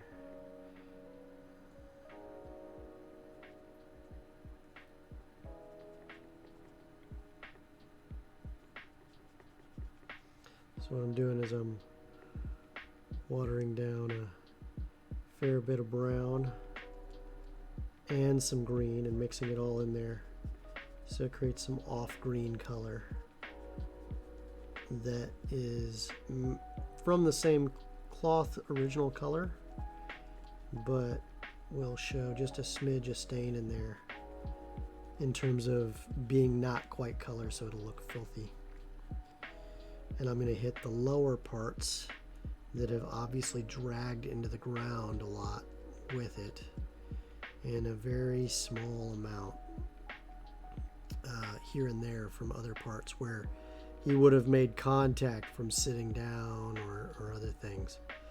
And the idea is just to add just a smidge of color difference without taking away from everything else there.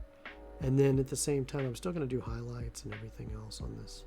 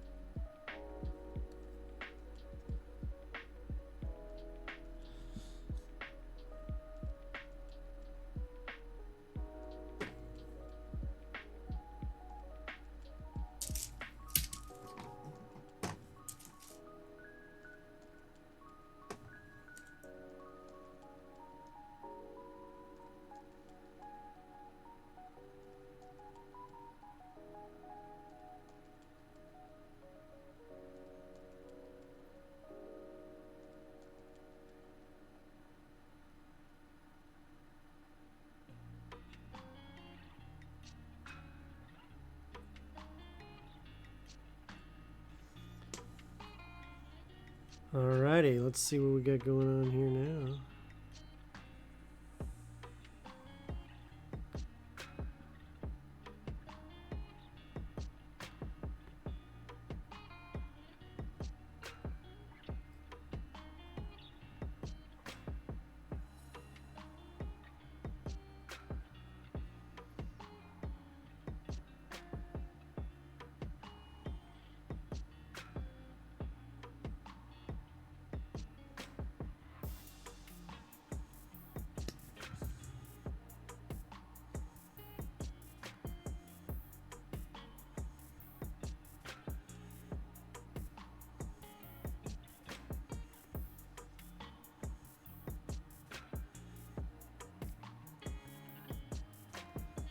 Oh yeah, that's an appropriate amount of filthy.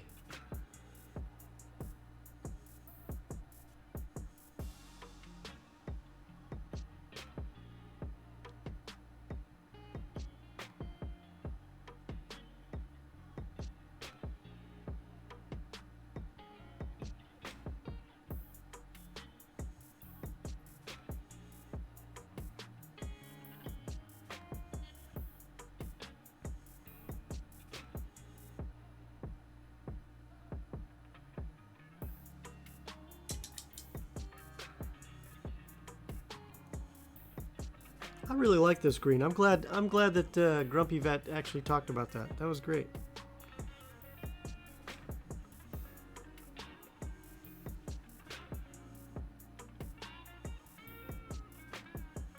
All right, I'm going to take a break.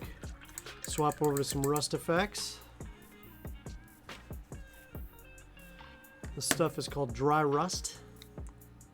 It's from the Army Painter. It's some awesome stuff. Use it on your metallics first. First paint your metallics, then hit with this. You'll find it to be very, very good for what you're trying to do there. See some more people in chat, so say hello. Definitely want to get to see you guys if we can. Let's see here.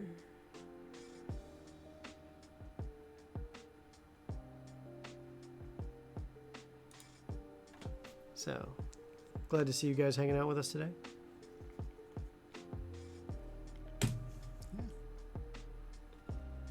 You know, Anna's actually been over here and painted with me on stream once before when we were still doing stuff in studio. That would be fun. Mm-hmm.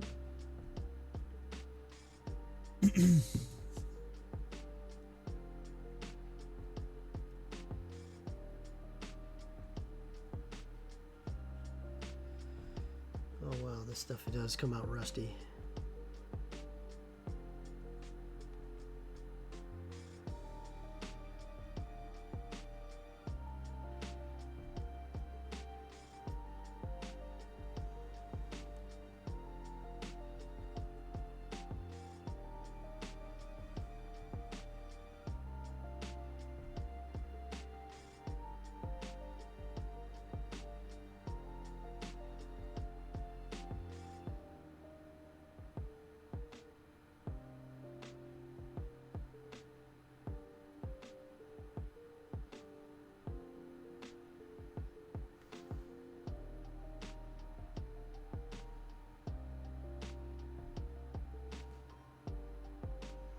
I tried to do a little bit of a wet blended rust rather than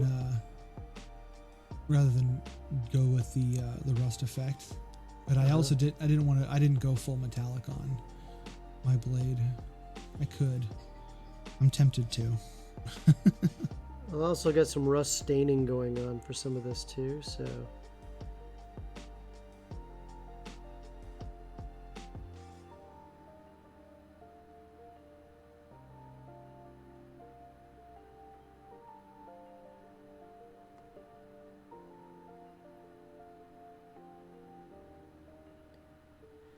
And I did this once before on another character. I think it was a zombie ogre, and it was phenomenal on the metal bits. I really loved it.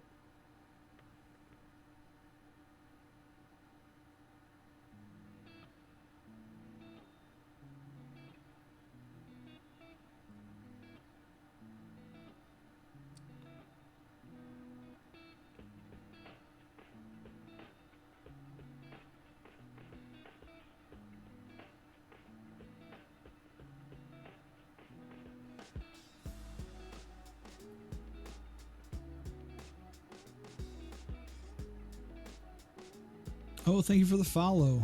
I appreciate you joining us. Hey, Akarias. Akariasi. Akariasi. Is it C? Oh, it is Akariasi. Yeah. Akariasi, thanks for following. Tell us more about you, man. Love to hear about your painting or anything else you want to talk about.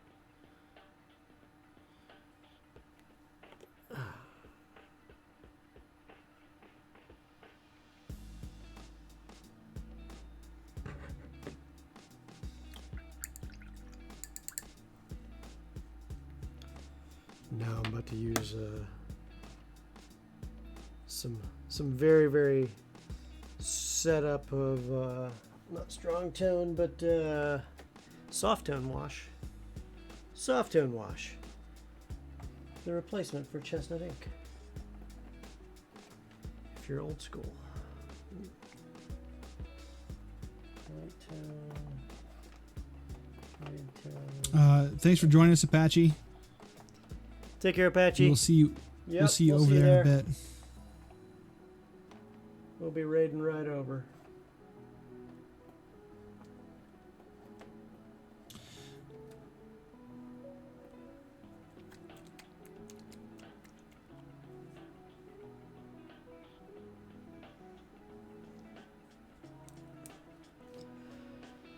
If you're coming in for the first time, welcome.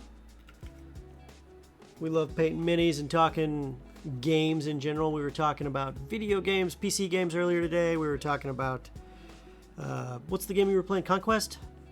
The miniatures game Conquest. We were talking about Dungeons and Dragons games that we got going on. If you're new to us, join our Discord. Come hang out with the community. Tons and tons of people there. I am horribly butchering this right now. Akariasi. I've been painting for a few years, mostly paint wargaming minis, but don't play all that much. Well, hey man, welcome. We have a complete channel in our Discord for talking minis. We stream TTRPGs and other cool things too. And right now, we are in the middle of a charity stream. This is actually a pretty low-key moment right now, but all weekend long we were crushing it. We had a $2,000 goal originally. Then we crushed that on day one, Friday, and then we set a $3,000 goal Friday night because people were still donating. We were challenged with a $3,000 goal by our donors and stuff or not our donors, OSD, and then we crushed that yesterday, and so yesterday we went into a $4,000 challenge goal, and we are still moving forwards with that. And at 3,075, we've had a number of donations, and we cannot thank you enough for it. Me personally, especially because. If you want to donate, you can also donate and pick out different things that help the characters in the game as well. So not only are you supporting award-winning veterans programs, but you're helping our characters in game so we don't die, which is always a plus. Always a plus. Let's see here. So where are we at right now with the charity? It looks like we're at 3,075. Yes, killer. Much appreciated. And our good friend Rose, who was in chat, just helped out as well. Oops. I typed the wrong thing. I typed charity instead of charity. If you're interested in donating, just go right there, and you can make a difference too. So tell us what wargaming miniatures you're doing right now, Akariasi. And let me know if I'm butchering that so I can fix it. I don't want to mispronounce your name too much. I want to make sure that we're calling you by the name that you want to be called.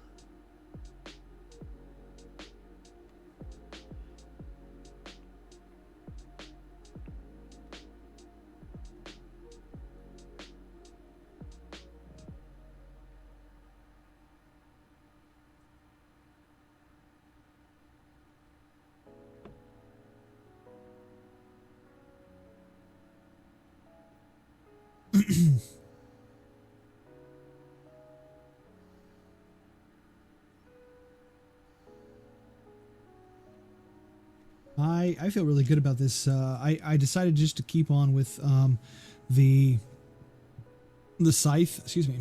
Mm-hmm. And just doing doing the rust effect by hand. Mm-hmm. I like it. I like it so far.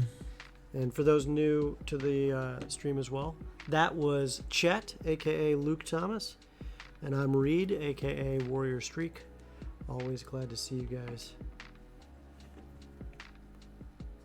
You can also check us out on social media at the Games Tavern. And we love talking to folks about games. So tell us all about it and what you're doing. Grumpy Vet's back in. Hey, Grumpy Vet. That was my goal, a plague scythe. I appreciate that. That is a good compliment to take right there. I'm gonna get some soft tone, and I'm gonna do a little bit of a wash in the for the hay. It's my next thing. Gonna take a wash in the hay. Yep. See what I did there.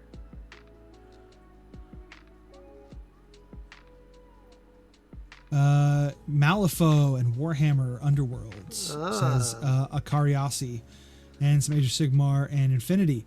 We like Infinity around here. Yeah, there's some. It was Reed who introduced me to Infinity. Yeah, dude, it's killer stuff. Yeah. another way to waste every dollar I get. For a war game that's not really built on actual tactical play, I mean, like, the people who built it aren't,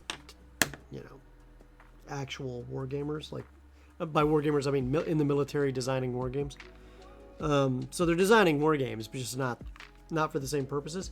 It's surprisingly tactically sound. I mean, like, it's mostly good with cover and concealment, fire and maneuver, those kind of concepts. So maybe they do have some military guys over there. I don't know, but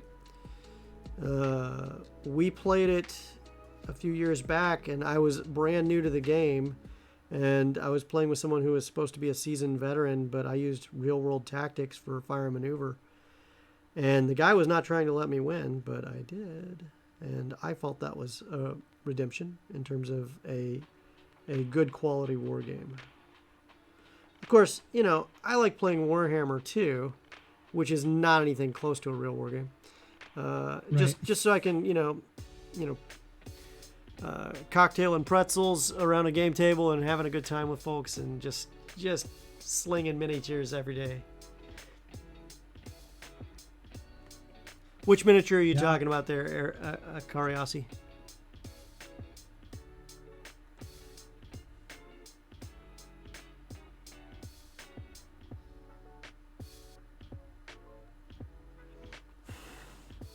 We have a few. Yeah. That's why I'm asking. So I can get clarity. Oh, the pumpkin guy. Okay. Yeah. See, dude, your pumpkin stuff is taking off, man. Everybody wants to see it. Yeah, I like painting. I like pumpkins, man. They're just fun. Everything about painting pumpkins is fun.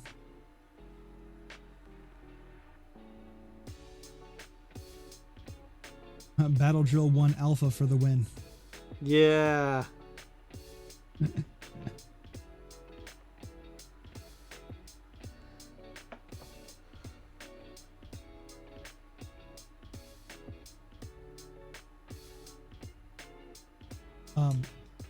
We were talking. I know I've talked quite a few times now about Conquest because it's the thing that I'm getting into now. But the thing that I've liked it is that it does feel a lot like the Warhammer Fantasy style.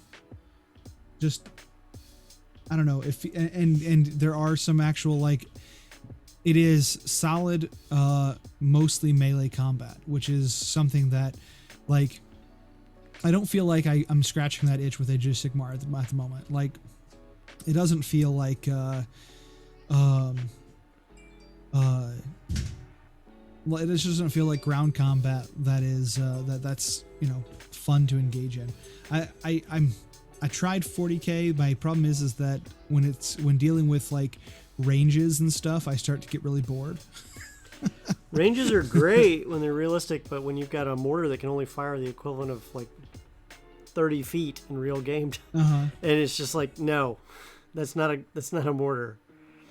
Yeah, no, I mean that's shooting yourself in the foot. Yeah. I mean that's not even, especially when your tank can move farther than that in a single round. Yeah. Like, whatever. But I tell you, I love the minis. I love the minis. Oh yeah, and the models for Age of Sigmar are getting better and better, which is annoying. But like I do like the Conquest partially because they go with a slightly larger size. Mm-hmm. So they're I can't remember the exact, but they're definitely bigger than a. Are they more like Malifaux standard Space Marine? Yeah. So they're about 32 millimeters. 32 millimeters. Yeah. Okay. Yeah. So, like this is my leader for looking good, man. Yeah, for my man at arms, and he's got a few touch ups, but he's tabletop ready, and that's all I'm shooting for at the moment. Yeah. I just want their color scheme to match and to have something on the table. But I'm probably going to go to demos. I'm probably just going to do different colors for the primer, because I told you because the other faction that I have is the Spire, and they've got a very bone bone armor focus. Mm-hmm. So I'm probably going to make them gray primer. I'm going to prime these guys black, and I'm just going to take them and go see who wants to play. Because I think that's going to be a lot of fun. I've done that so many times for different miniatures companies. I used to get brought in to do demos for companies and stuff like that. This is after I left Games Workshop too, by the way, when I was like a director over there, and I left them, and then I would just go out and pick up a game and just run an awesome demo with it, because you keep it action-packed, fun, focused, all that stuff. Yeah. Speaking of we